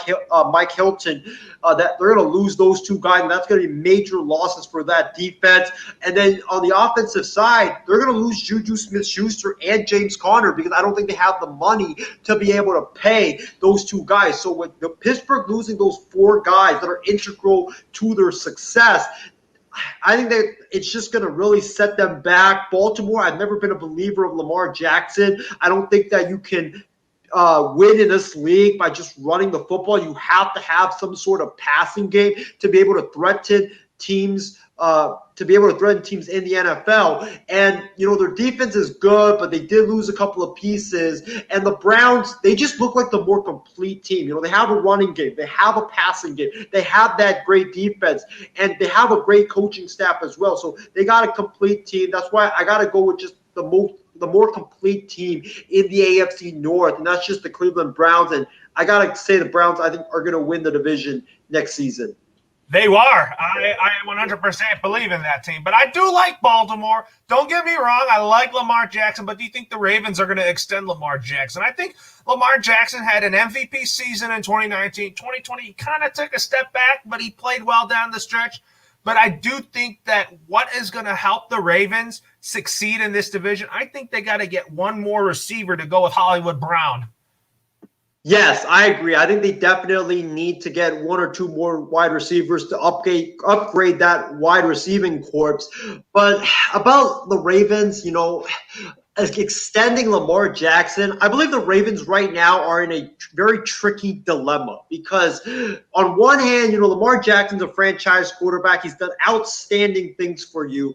But, as he grows older, he's not going to be able to be as fast as he is right now. So he's going to lose his legs. So he's going to have to, be able to throw the football down the field. And he's just not that great of a passer. So are you really willing to commit the $45+ million that he's asking for right now to a guy that can't really throw the football? I just don't know if you want to pay it back quarterback that much money. That's why I think the Ravens, it's just a really tricky situation. Like, he's a great quarterback, but I don't know if you want to pay that much money to a guy that, when he grows older, he's not going to be able to use his strengths that he currently is using right now. You're absolutely right about that. He's going to definitely wear out as time goes on. He's got to work on his accuracy, but I do think that Greg Roman, great offensive coordinator. He's a run-heavy type guy, but he also, not only that Lamar Jackson can't, you got to take pressure off of him, but I do believe that J.K. Dobbins is going to take that pressure off of Lamar Jackson now that Mark Ingram is now with Houston. So we could talk about that signing in just a minute. So now that Mark Ingram is gone, do you think that J.K. Dobbins will take the pressure off of Lamar Jackson running the football? Yes, I actually do. I think J.K. Dobbins is a beast at running back. He was a beast at Ohio State. He is super fast. And you add him to Lamar Jackson, it's going to be very scary for opposing defenses to have to contain both Lamar Jackson and J.K. Dobbins, whether it's J.K. Dobbins running the football or whether it's J.K. Dobbins being a threat in the passing game. So, yeah, definitely. It's going to be definitely very scary for sure. I'm excited to watch J.K. Dobbins and Lamar Jackson, that duo, play next season. And I think the Ravens, if you have that and you can add, a big-time wide receiver to go along with Hollywood Brown, watch out, man. That Ravens offense will be very scary. Absolutely. And you got a good tight end. Like Mark Andrews is solid. But I'm not really a believer in the Steelers just because I've never been a Big Ben fan. I just feel like that in the AFC North right now, the best quarterbacks right now are Baker Mayfield, Joe Burrow, and Lamar Jackson. They're kind of like my style of quarterbacks in that division than Roethlisberger. Yeah, you have to have a threat down the field to be able to win in the AFC North. And right now, Baker has that. Joe Burrow has that. Lamar Jackson with his ability to run with his legs, he has that. Big Ben, he just doesn't. He didn't look that good last season. The Steelers started 11-0, but it was mostly because of their defense.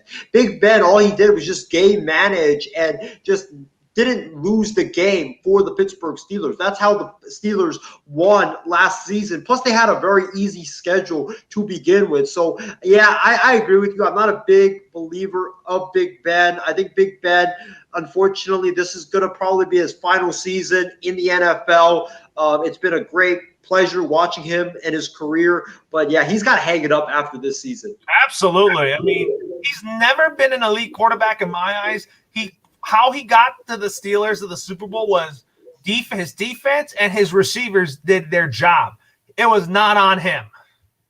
Yeah, and imagine now with Big Ben not having like his abilities from younger days, and they're gonna lose Juju Smith-Schuster, they're gonna lose James Conner.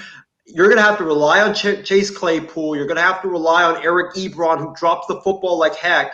And also, you're going to have to rely on D'Angelo Williams as well. That's just not a recipe for success, man. No, that's not. But let's talk about last year's worst division, the NFC least. We talked about Dak Prescott re-signing with the Cowboys. Is it Super Bowl or bust for the Cowboys? I think the Cowboys, if you look at it, they're a great team on paper, and I have them winning the NFC East now that you got Dak Prescott back, now that you have Ezekiel Elliott healthy, Amari Cooper somewhat healthy, but I feel like that they're a tight end away. That's why I have them in the draft going after Kyle Pitts. For me, I don't think their issues have anything to do with their offense. It's about their defense. Their defense last year was atrocious, man. I mean, they let each quarterback throw for at least 350 yards, and they gave up at least like 29 to 30 points per game. You got to fix that defense if Dallas really wants to be a Super Bowl contender. They didn't have any pass rush. Their linebackers looked lost. I mean, Vander Esch, even when he was on the field, he looked really lost out there. Their cornerbacks, besides I think, not Byron Jones, but their cornerbacks looked lost. Their safeties, they didn't know where they were going. And it was a smart move by Dallas to fire Mike Nolan. I don't think Mike Nolan should have ever gotten that defensive coordinator job with the Dallas Cowboys. He only got that job because he was buddies with Mike McCarthy, their head coach. He was never good as a defensive coordinator.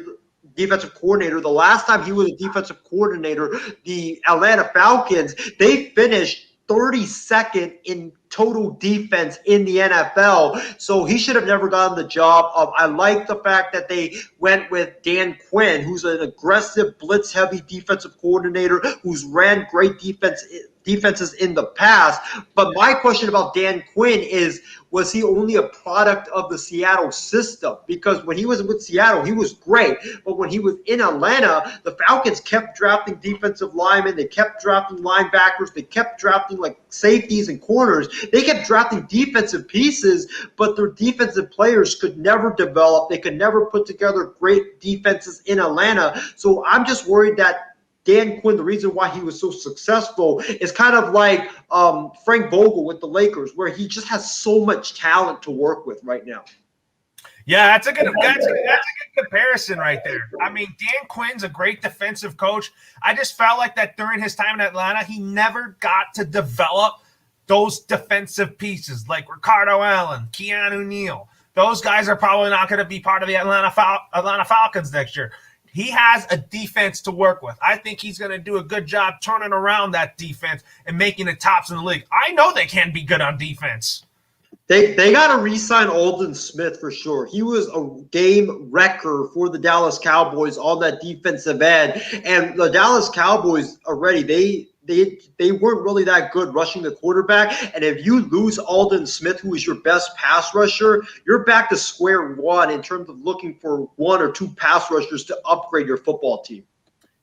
Don't you look? The Cowboys have DeMarcus Lawrence. He is their best defensive player. Aldon Smith was like your number 2 best pass rusher. Leighton Vander Esch is also good too. But like you said, the Cowboys defense just looked lost. They looked terrible. Yeah, it was definitely terrible. I mean, DeMarcus Lawrence, when he was on the field, he wasn't really getting that much pressure. I don't know why it was that way. Maybe it's because of the Mike Nolan scheme that the thing about Mike Nolan that really befuddles me is DeMarcus Lawrence is a great pass rusher. Why are you having him play in coverage and cover, tight ends and wide receivers? It makes no sense whatsoever, and even running back.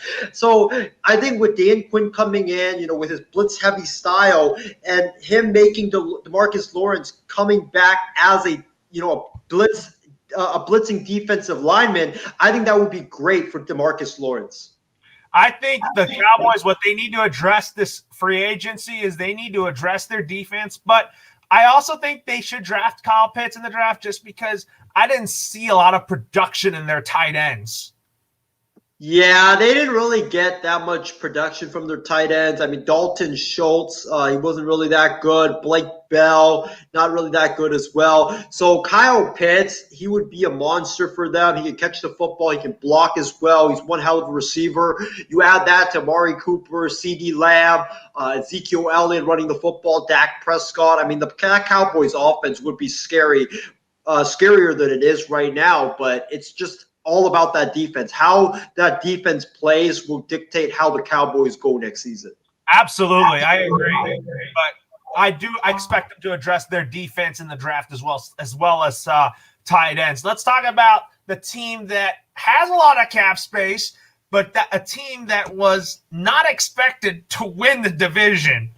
But Alex Smith had one of the most unforgettable comeback stories in Washington football team history.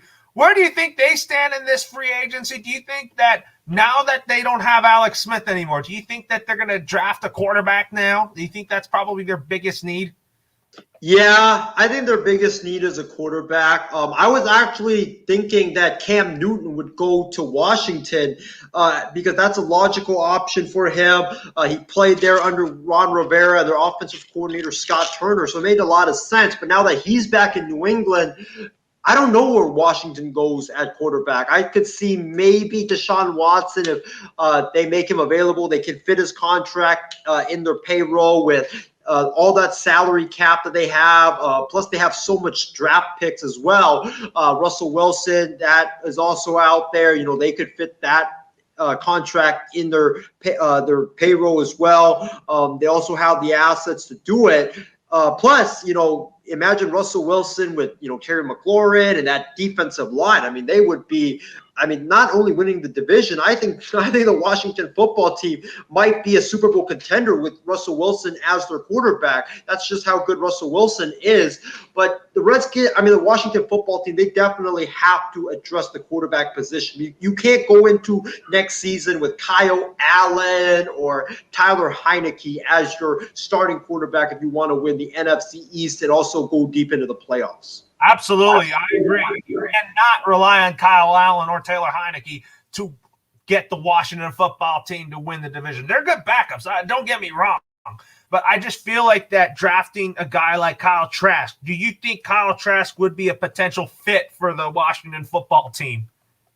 I do, but I think Kyle Trask needs to sit on the bench and develop for a couple of years. He played in a very quarterback-friendly offense in Florida. Dan Mullen runs kind of like Urban Meyer's offense, and quarterbacks from Urban Meyer's offense, they don't really have success in the NFL. So that is what really worries me about the quarterbacks coming out of Dan Mullen's offense. I know Dak Prescott was successful, but Dak Prescott had to learn how to go under center and play under center and, do the bootlegs and stuff like that he didn't have to do under Dan Mullen. So I do believe if you draft Kyle Trask, you do have to have a veteran quarterback to start because Kyle Trask needs development and he needs the seasoning, which would really help his development.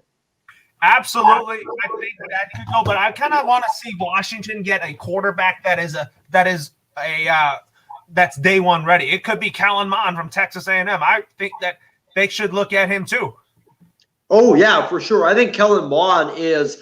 I think him and Mac Jones, in my opinion, right now, and Trevor Lawrence. I think those three are the most NFL-ready quarterbacks right now. If you look at Kellen Mond, he played in a pro-style offense. If you look at Mac Jones, he played in a pro-style offense. I mean, Trevor Lawrence, we know what a monster he is. So I think those three guys are the most NFL-ready right now. If you draft the Kellen Mond, you definitely have to put weapons around it because Kellen Mond is not going to be like Deshaun Watson or Patrick Mahomes where he runs around or he throws for over 500 yards a game. No, he's kind of a game manager. He's a better version of Alex Smith, in my opinion. You just have to have great wide receivers, great running backs, and a great offensive line to protect him for him to be successful. They could wait on him in the second round or something like that. But I do think the Washington football team is going to be very, very good next year. Yeah, definitely. With that defensive line and the weapons that they have on offense, they are definitely going to be very good.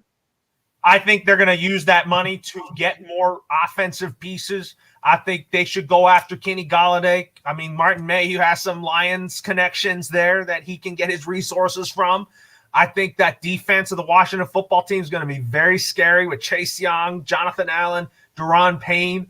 That defensive line right there for that football team is going to be is scary to me. I mean, it showed why they turned their season around. I did not expect them to be that good last year.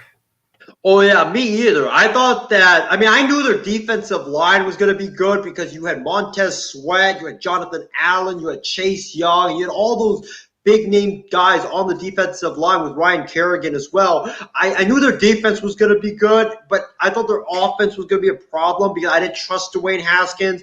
He's just so turnover-prone. And the running backs, I mean, Gibson came out of nowhere and just shocked the world with his play. And you had the wide receivers that they had and the tight ends. And with the way Alex Smith played, I mean, he was just really spectacular for them down the stretch. So Washington's going to be good.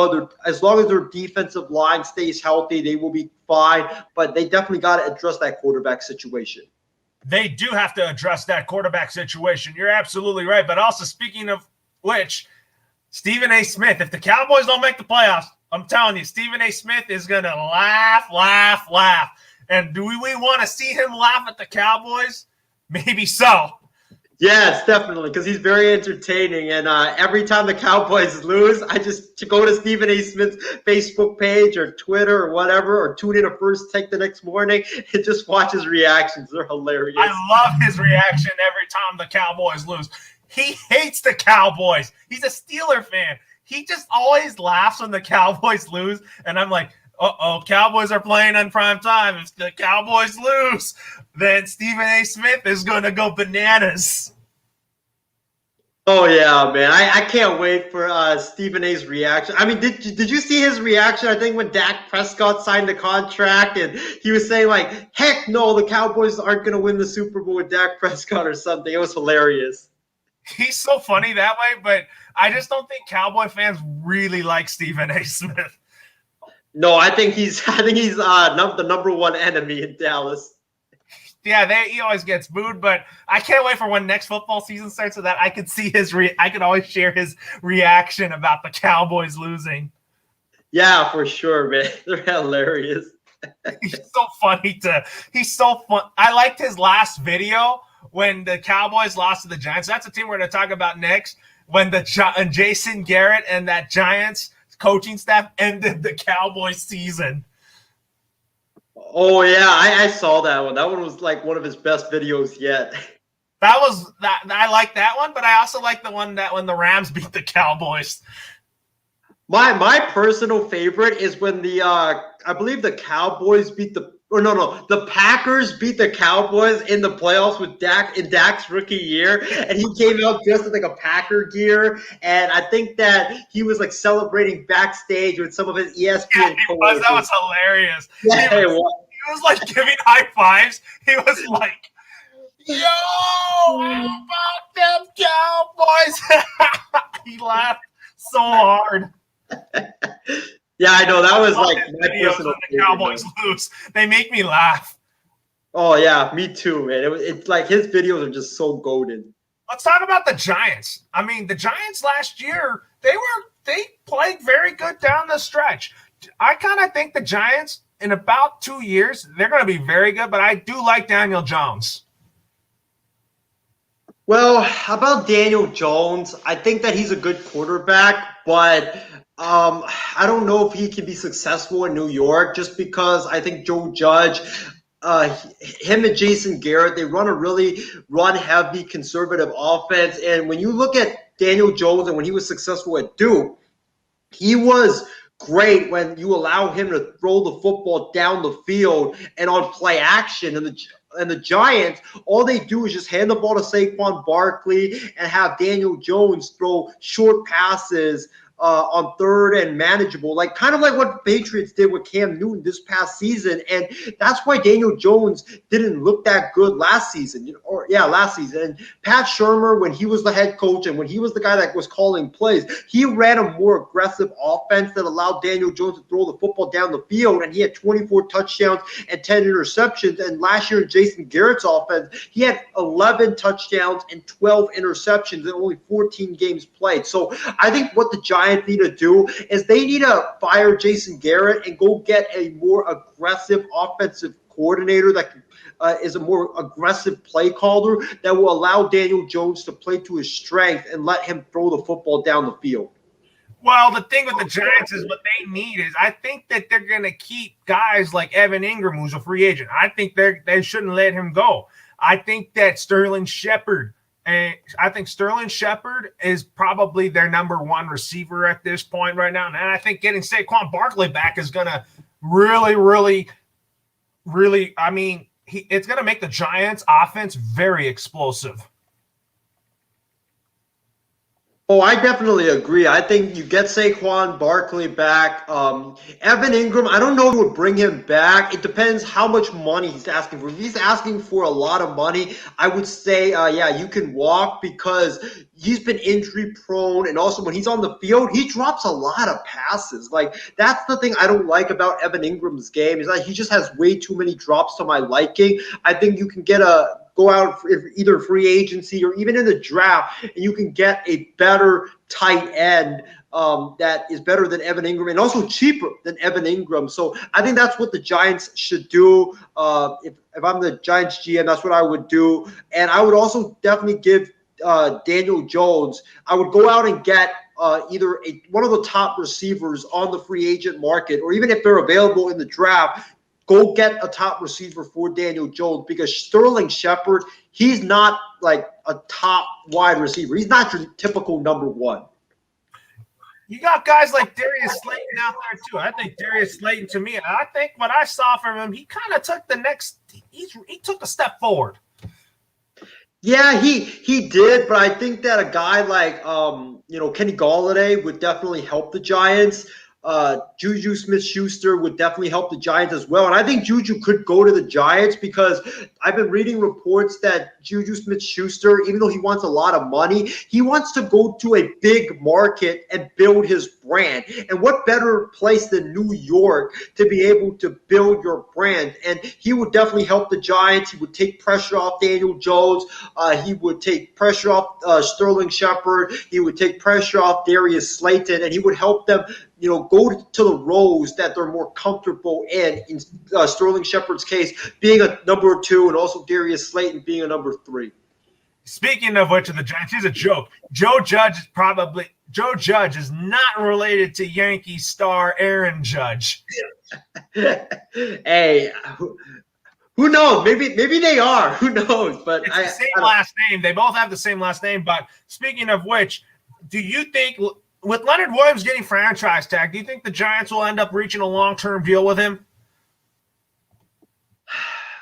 It's going to be tough because you know how with the pandemic hitting this year and there was no money that teams got with no fans in the stands, the salary cap shrunk a lot this offseason. So with that being the case, it's just going to be really tough to fit a massive contract for Leonard Williams into the salary cap for the Giants if you want to give Daniel Jones the weapons and also you want to build a defense around Leonard Williams. So I would say I'm hoping they do, but it's just very tough. Yeah, now let's talk about a trade question in the NFC East. Do you think Zach Ertz gets traded? And if so, where will he go and why? I do believe Zach Ertz gets traded because I think that Zach Ertz is disgruntled in Philly. He's got only one more year left on his contract. And also the Eagles, I think they're headed for a rebuild. And in terms of where Zach Ertz goes, man, that's a tough question because I'm trying to think. He gets traded. He joins his buddy Carson Wentz in Indy. That's a good one, actually. Imagine him and Eric Ebron. Trey Burton. Yeah, Jack Doyle. Yeah, definitely. Jack Doyle. That would be a good duo for the Colts. I'm thinking Green Bay, but I don't know if they have the assets to be able to give up to get a Zach Ertz. I'm trying to think. Who else needs a tight end? Maybe Washington football team. They could use a tight end.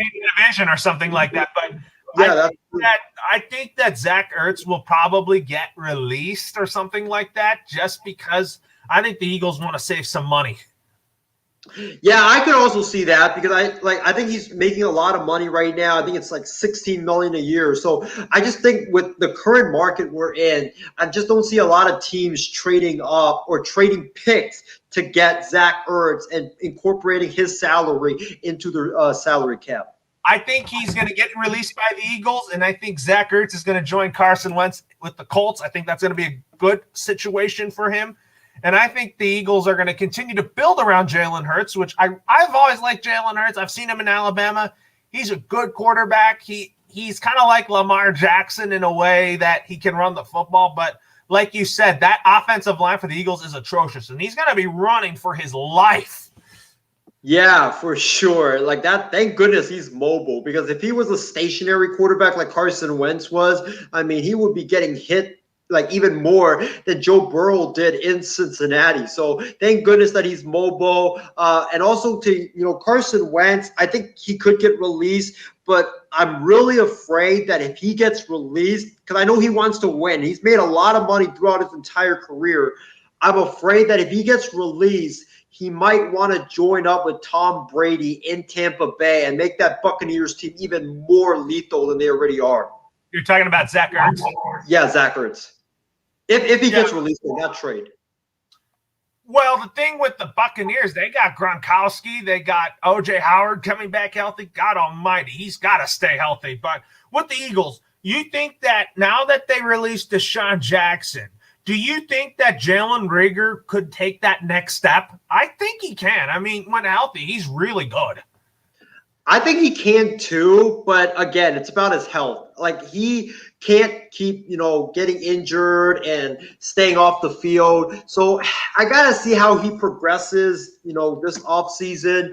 I know him and Jalen Hurts, they had a very great connection. He caught 31 passes for 396 yards in the limited action that he played. So I definitely think he can, but it's about his health again.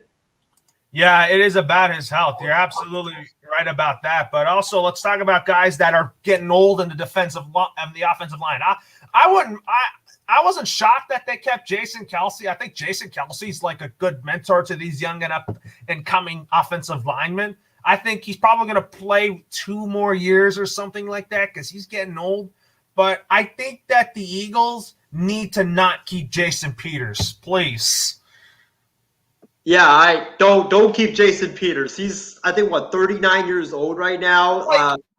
So old. I want Andre Dillard to start at one of the tackles positions opposite of Lane Johnson. Yeah, like Jason Peters, he's just a shell of what he once was. I mean, he's already 39 years of age. If I'm Jason Peters, I try to hook up with Kansas City. I mean, Kansas City needs a left tackle right now. I think that could be a good fit for them. Jason of Andy Reid. Oh yeah, exactly. To get to reunite with Andy Reid, that makes a lot of sense. And in terms of Jason Kelsey, I think he might play for like 1 or 2 more seasons, and then he might call it quits because offensive linemen they don't really play that long in the NFL. By the time they're like 35 or 36, they call it a career. And Jason Kelsey's very loyal to Philly. He won a Super Bowl with Philadelphia. He's already accomplished, everything that needs to be accomplished in his career. So I think he, like you said, I think he plays for 2 more seasons and then he just hangs it up.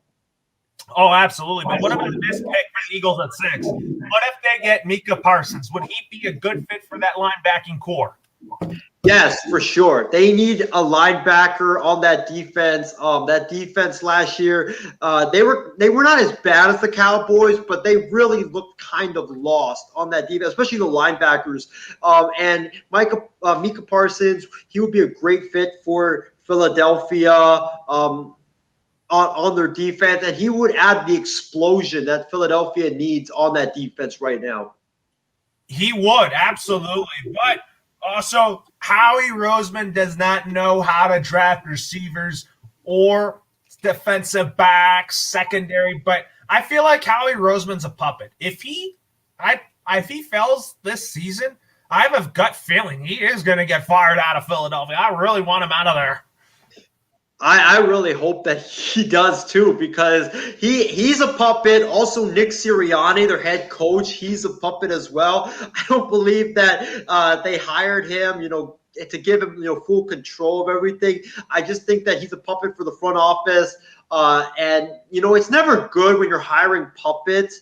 And when the owner is just pulling the strings, that's just not how an organization is supposed to work. I know from experience because my Niners, we hired Loro, I don't know if you remember, but the Niners, 2015, hired Jim Tom Sula, our defense. Oh, my God. Yeah. That was atrocious. Man, we hired Jim Tom Sula, our defensive line coach, to be our head coach, and we went 5-11, and he looked worse than Freddie Kitchens out there on the football field coaching the team. He's a good defensive line coach. Don't get me wrong. I think Jim Tom Sula builds intensive defensive lines. He's not head coach material. Yeah, he's a great defensive line coach, but he's nowhere near head coaching material. So I'm thankful we got rid of him, and I just feel bad for Sirianni because he's a good offensive mind. He deserves a head coaching job, but Philly, you know how the Philly fan base is. If you're struggling and doing bad after 3 games, they want you out of there.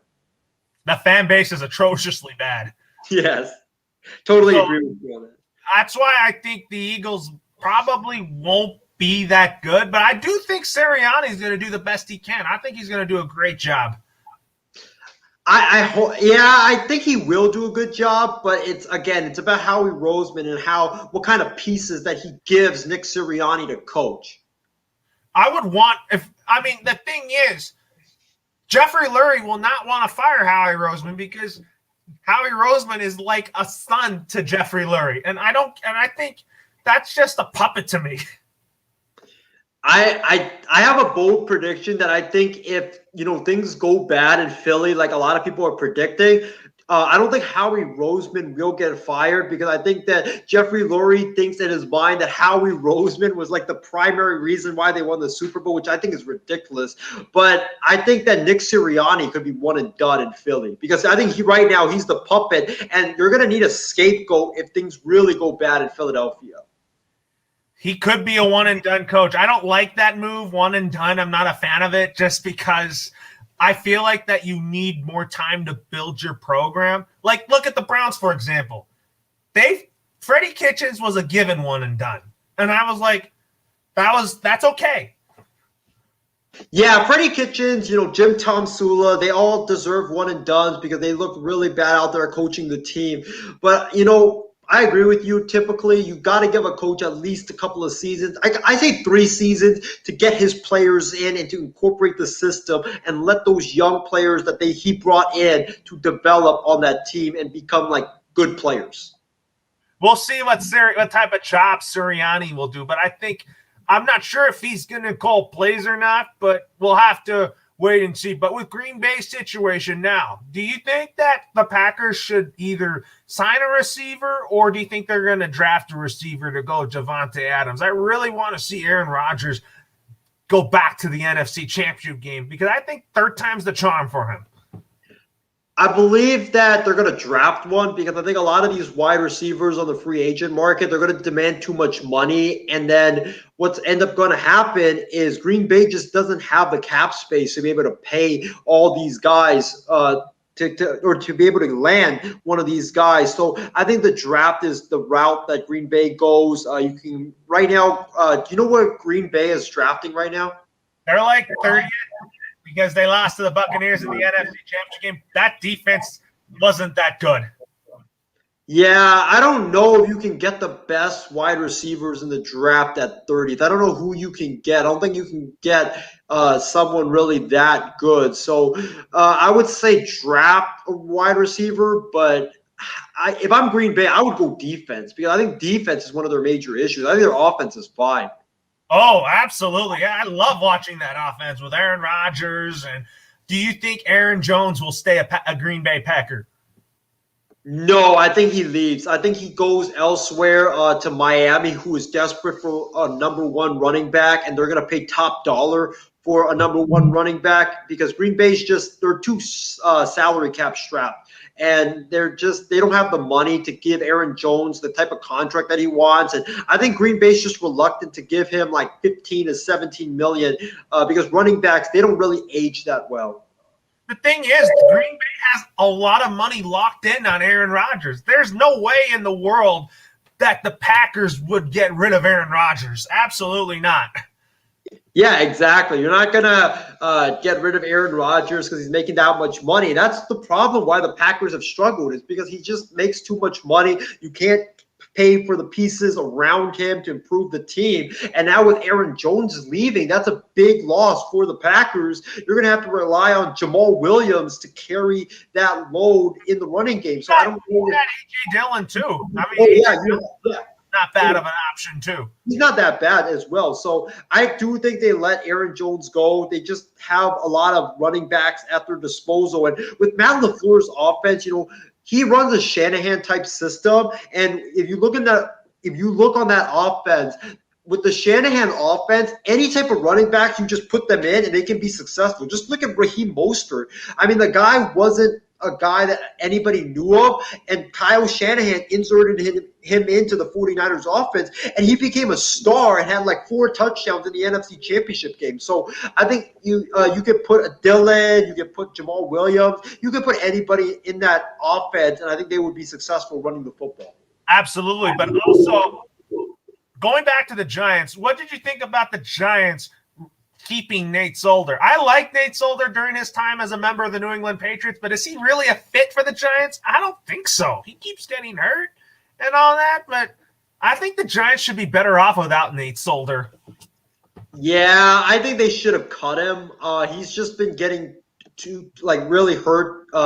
He's been getting really hurt. And also, Nate Solder, he seems like a product of the Patriots system, where he was really good in New England as an offensive lineman, but when he went elsewhere, they just didn't have that much success. And it's not just him. Trent Brown didn't have that much success. Other people didn't have that much success outside of New England. It's just something about the New England offensive line system that make these guys look really good. And when they're elsewhere, like, they're not as the same player as they were once. So I think the Giants should have released him. Absolutely. But also, let's take a look at some franchise tags. So let's start with the Jets. We talked about Leonard Williams, so let's start with Marcus May. Do you think Marcus May will end up getting a long-term extension with the Jets? Ooh, I do believe he will, because when you look at Robert Saleh's defensive system, you have to have 2 great safeties in the back of that defense to be able to have a great defense under Robert Saleh. So you got to keep Marcus May. Marcus May was outstanding last season. The Jets have a lot of money, so they should be able to get him a long-term extension. Absolutely. You're absolutely right about that, but I think that the Jets, like you said, they should build their offense around Sam Darnold. Yeah, for sure. I think Sam Darnold, he's got the talent. It's just about building up his confidence and putting playmakers and offensive line around him. Yeah, you're absolutely right about that. So let's talk about this next franchise tag here. Tampa Bay Buccaneers. They tag Chris Godwin. Good choice, Tampa Bay. I think that Chris Godwin. I think he'll end up eventually getting an extension with Tampa Bay. I really liked what he did last year with Tampa Bay, learning from Tom Brady, and I think that the Buccaneers with Godwin, I think they're in a good place with him. I gotta disagree. I don't like that move because I think the Buccaneers should have franchise tagged one of their top defensive players like a Shaq Barrett or a Levante David, even though they got an extension done with Levante David. But Shaq Barrett, I think, is more vital to the team. The Buccaneers, they have a lot of receivers. They have Mike Evans, they have Scotty Miller, they have Tyler Johnson, they have Antonio Brown, or if they bring back Antonio Brown, they'll have him. So I think they're fine at wide receiver. But if you lose Shaq Barrett, who is a monster, along with Jason Pierre-Paul, I don't know where you're going to get another pass rusher to replace Shaq Barrett alongside Jason Pierre-Paul and be able to create that heavy pressure that you did when you won the Super Bowl. You're absolutely right about that. I mean, I think that you gotta find a way to replace him in that capacity. So also, I think that the Buccaneers are going to be not a bad of a team, but I think that they could have used that franchise tag on Shaq Barrett and then keep Godwin on a short-term deal. That's what I would do if I were Jason Light. Yeah, that's what I would do as well, because these pass rushers, like these dynamic pass rushers, they don't grow on trees. It's really hard to find great pass rushers in the NFL. And, if you franchise tag Shaq Barrett, you can have him for this season. You can play again on the franchise tag, make $17 million a season instead of you give him $25 million on the open market. Yeah, you're absolutely right about that. So, now that being said, let's talk about the Washington football team tagging Brandon Scherf again. Do you think that they finally give him a long-term deal? Yes, I think he gets a long-term deal. He's one of the top offensive linemen in the NFL. You have to keep, great offensive linemen when you have them. So you got to keep them. And Washington, they've got, a lot of money to spend.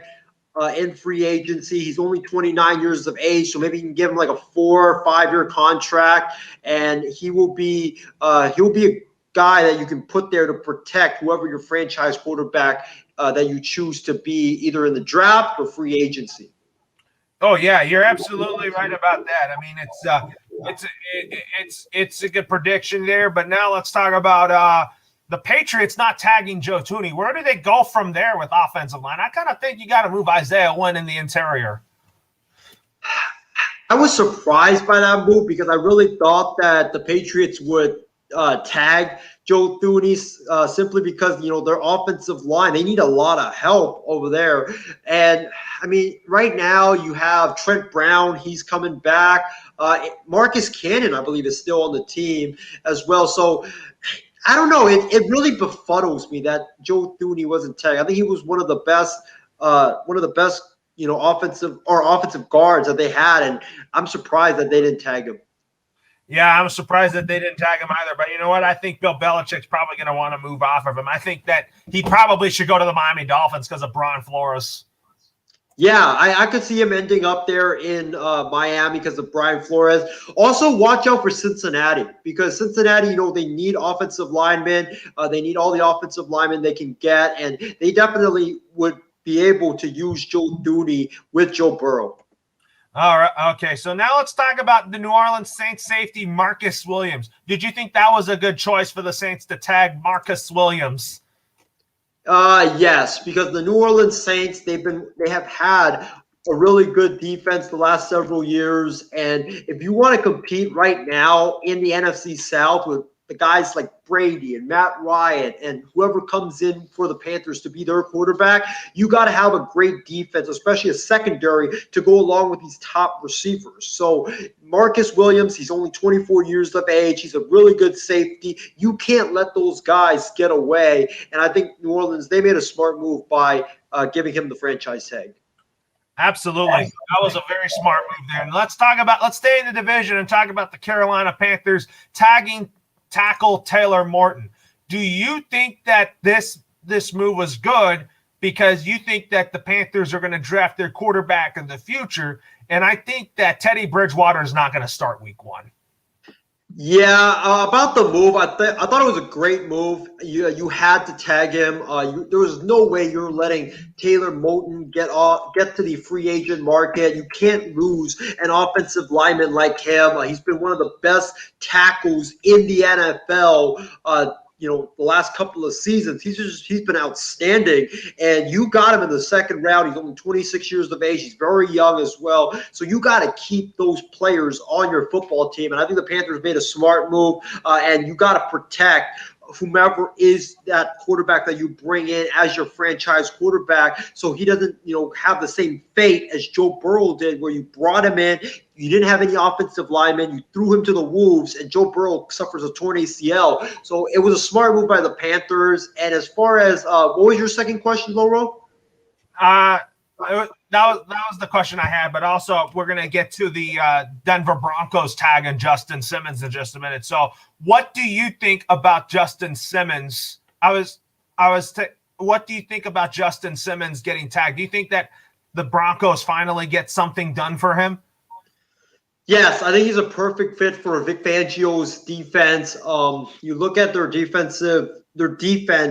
They released Jarrell Casey. Von Miller, I think, he's a free agent right now. They're not going to bring him back because he's coming off he's coming off an ankle injury, and he wants a lot of money. Bradley Chubb, he's young. You got to keep him. He's one of the pillars of that defense. Justin Simmons is another pillar of that defense to go along with the cornerbacks that they have. So you got to keep those guys. And Vic Fangio, he's on the hot seat, I believe. If he doesn't win next season, I think he's going to be fired.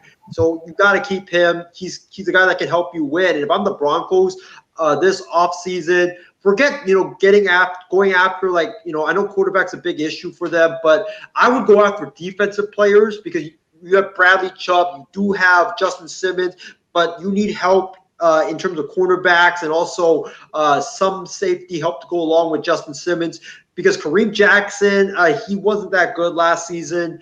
He's making a lot of money, and the Broncos, they might release him as well, so we'll see. Yeah, they might release him, that's for sure, but we'll just have to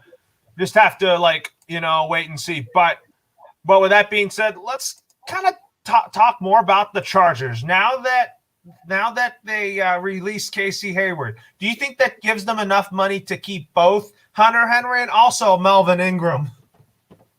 No, I think it only gives them enough money to keep one of them. And if I had to pick, I would probably say you got to keep Hunter Henry, because Melvin Ingram, even though he's a great pass rusher, but he's been hurt a lot recently. So I would say, Hunter Henry is more vital to the team's success. He's a great blocker. He's a great red zone target. He's a great wide receiver. He's a security blanket for Justin Herbert. And, Justin Herbert, he desperately needs him. So you got to do all you can to keep Hunter Henry around. Absolutely. Also, do you think Derek Carr is going to get traded from the Raiders? My answer to that is I'm going to say no.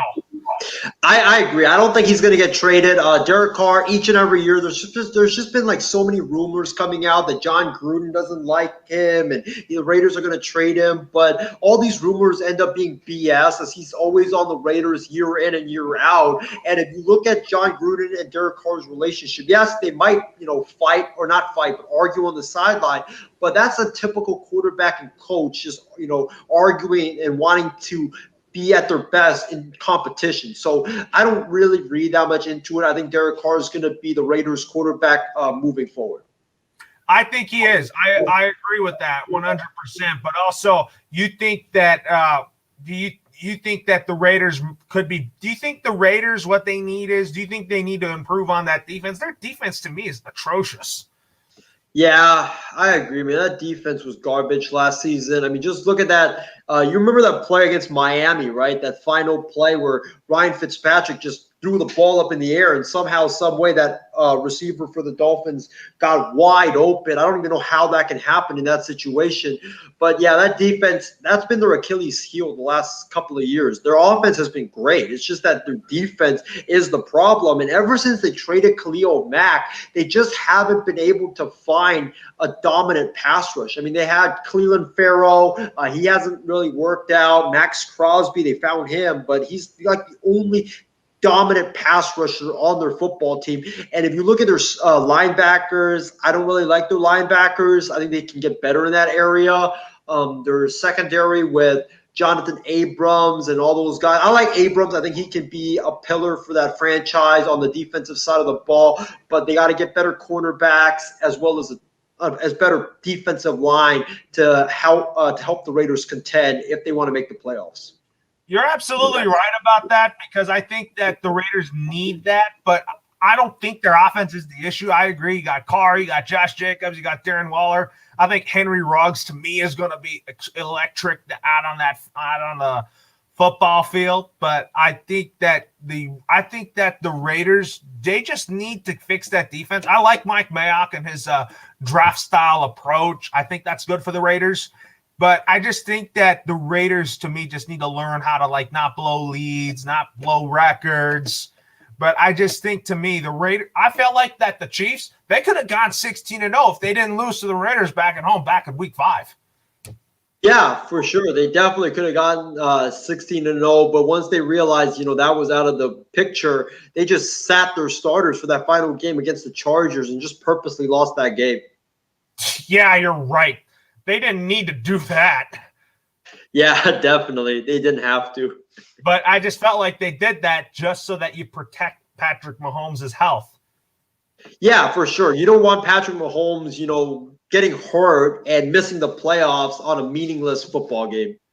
That's why I respected the decision that Andy Reid had. Yeah, for sure. But I think, if they had gone into that game 15-0, I think Patrick Mahomes definitely would have played to try to get that unbeaten 16-0 record. He would have, absolutely.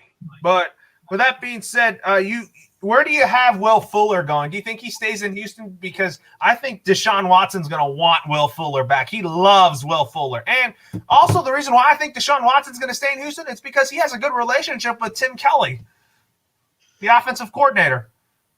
I'm not – Will Fuller, let me see. I think that Will Fuller gets out of Houston because the situation is just way too toxic for Will Fuller and all the players out there. And the guy that I think – or where I think Will Fuller goes, I think he goes to Indianapolis to pair with Carson Wentz because they have a lot of cap space. You can add another wide receiver or two to go along with T.Y. Hilton. And then you have that great defense led by DeForest Buckner. And he wants to win. He wants to win right now. And I think that's just really logical destination for him. I don't blame Will Fuller for getting out of there because DeAndre Hopkins got out of there. J.J. Watt got out of there. I think Will Fuller, I would want to see him in Houston because I know he and Deshaun Watson are great together. But it's about him winning, and I don't think Houston's a place to be winning football right now. Yeah, definitely. They're not. They're going to be on a rebuild soon. Well, speaking of Houston, the only good team there is the Houston Astros. Don't even remind me. I'm an A's fan, man. We gotta play them opening day. Oh my gosh, that's another subject we're going to talk about a different day. But you think that the Texans are pretty much going to trade everybody and just keep Deshaun Watson?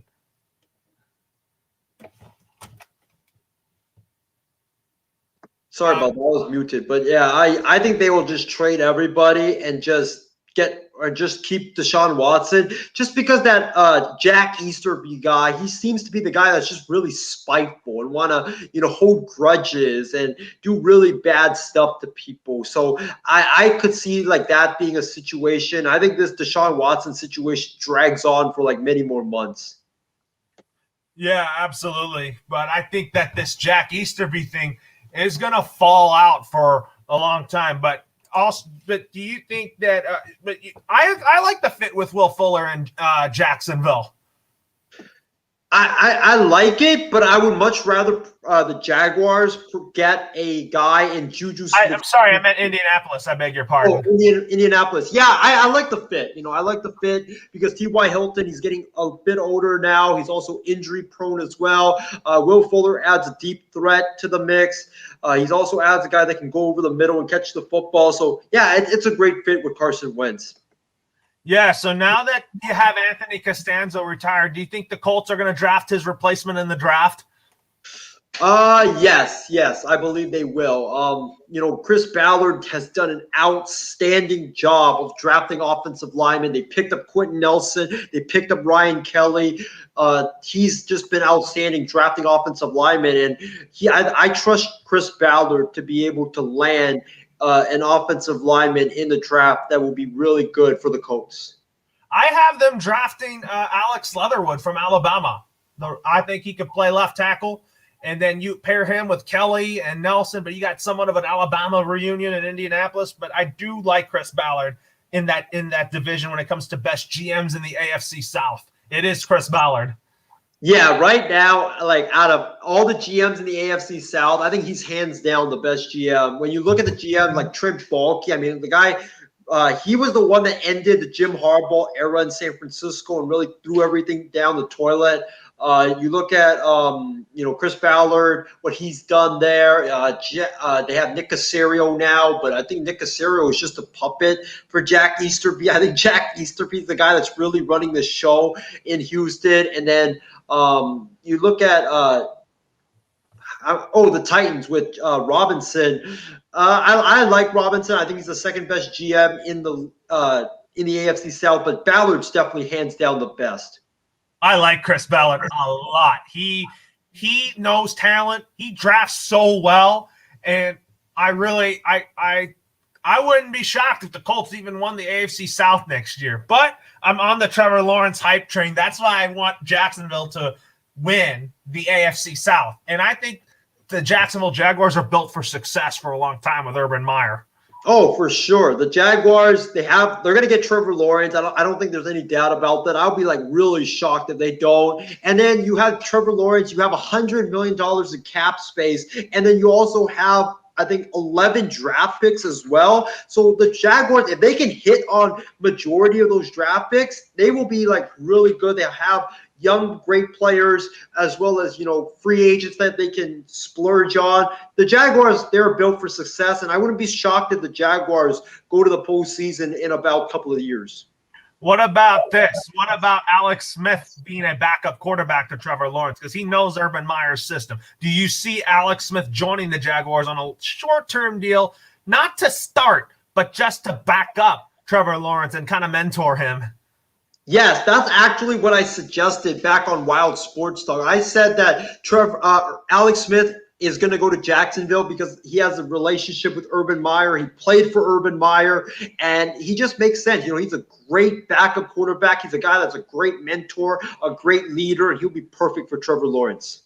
He wouldn't start if he's in Jacksonville. Absolutely not. Yeah, he wouldn't start, but you could also, if Trevor Lawrence, because I know he's recovering from shoulder surgery. If the rehab is, if there's something he's ahead of schedule. I heard he's going to be ready to go in training camp. Oh, okay, that's good. But yeah, Alex Smith would be perfect for Jacksonville. Yeah, you have Trevor Lawrence as the starter, Alex Smith's the backup, and then Gardner Minshew as an extra arm just in case. Yeah, man, that would be a great quarterback room for the Jacksonville Jaguars. Yeah, but I wouldn't expect Alex Smith to start if he ends up in Jacksonville. Yeah, I mean, I think that, if I'm Urban Meyer, maybe for the first couple of games, you could start Alex Smith just to get Trevor Lawrence, because I don't know if there'll be OTAs or training camp. And, Darrell Bevell, his offensive system is kind of complex. So you can sit him for a couple of games, let him learn the offense before you throw him out there. You could maybe start Alex Smith a couple of games, to start the season. But yeah, definitely, I think Trevor Lawrence is going to be the unquestioned starter in Jacksonville. So what you mean by unquestioned starter, you mean that Trevor Lawrence is definitely going to be the day one starter for the Jaguars? Yeah, I think he will be the day one starter, but I could see the Jaguars, sitting him on the bench for the first couple of games just to have him learn the offense and develop if there's no like OTAs and training camp, because that when a rookie quarterback comes in without OTAs and without training camp, it is very tough for them. I think there's going to be training camp too. So that being said, Isaiah, I'll see you on Monday on your show. Yeah, man, it was a pleasure joining you, man. It was a pleasure joining you. Great show tonight, and it was great football talk, man. Yes, I'll see you on Monday on our show on your end to talk about some NFL free agency, and then we're also going to talk about the NCAA tournament bracket. Yep, I can't wait, man. I can't wait. And some basketball and some baseball too.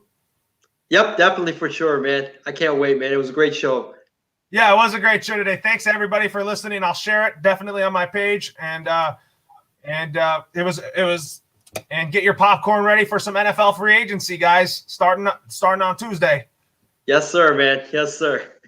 Have a good night. Yep.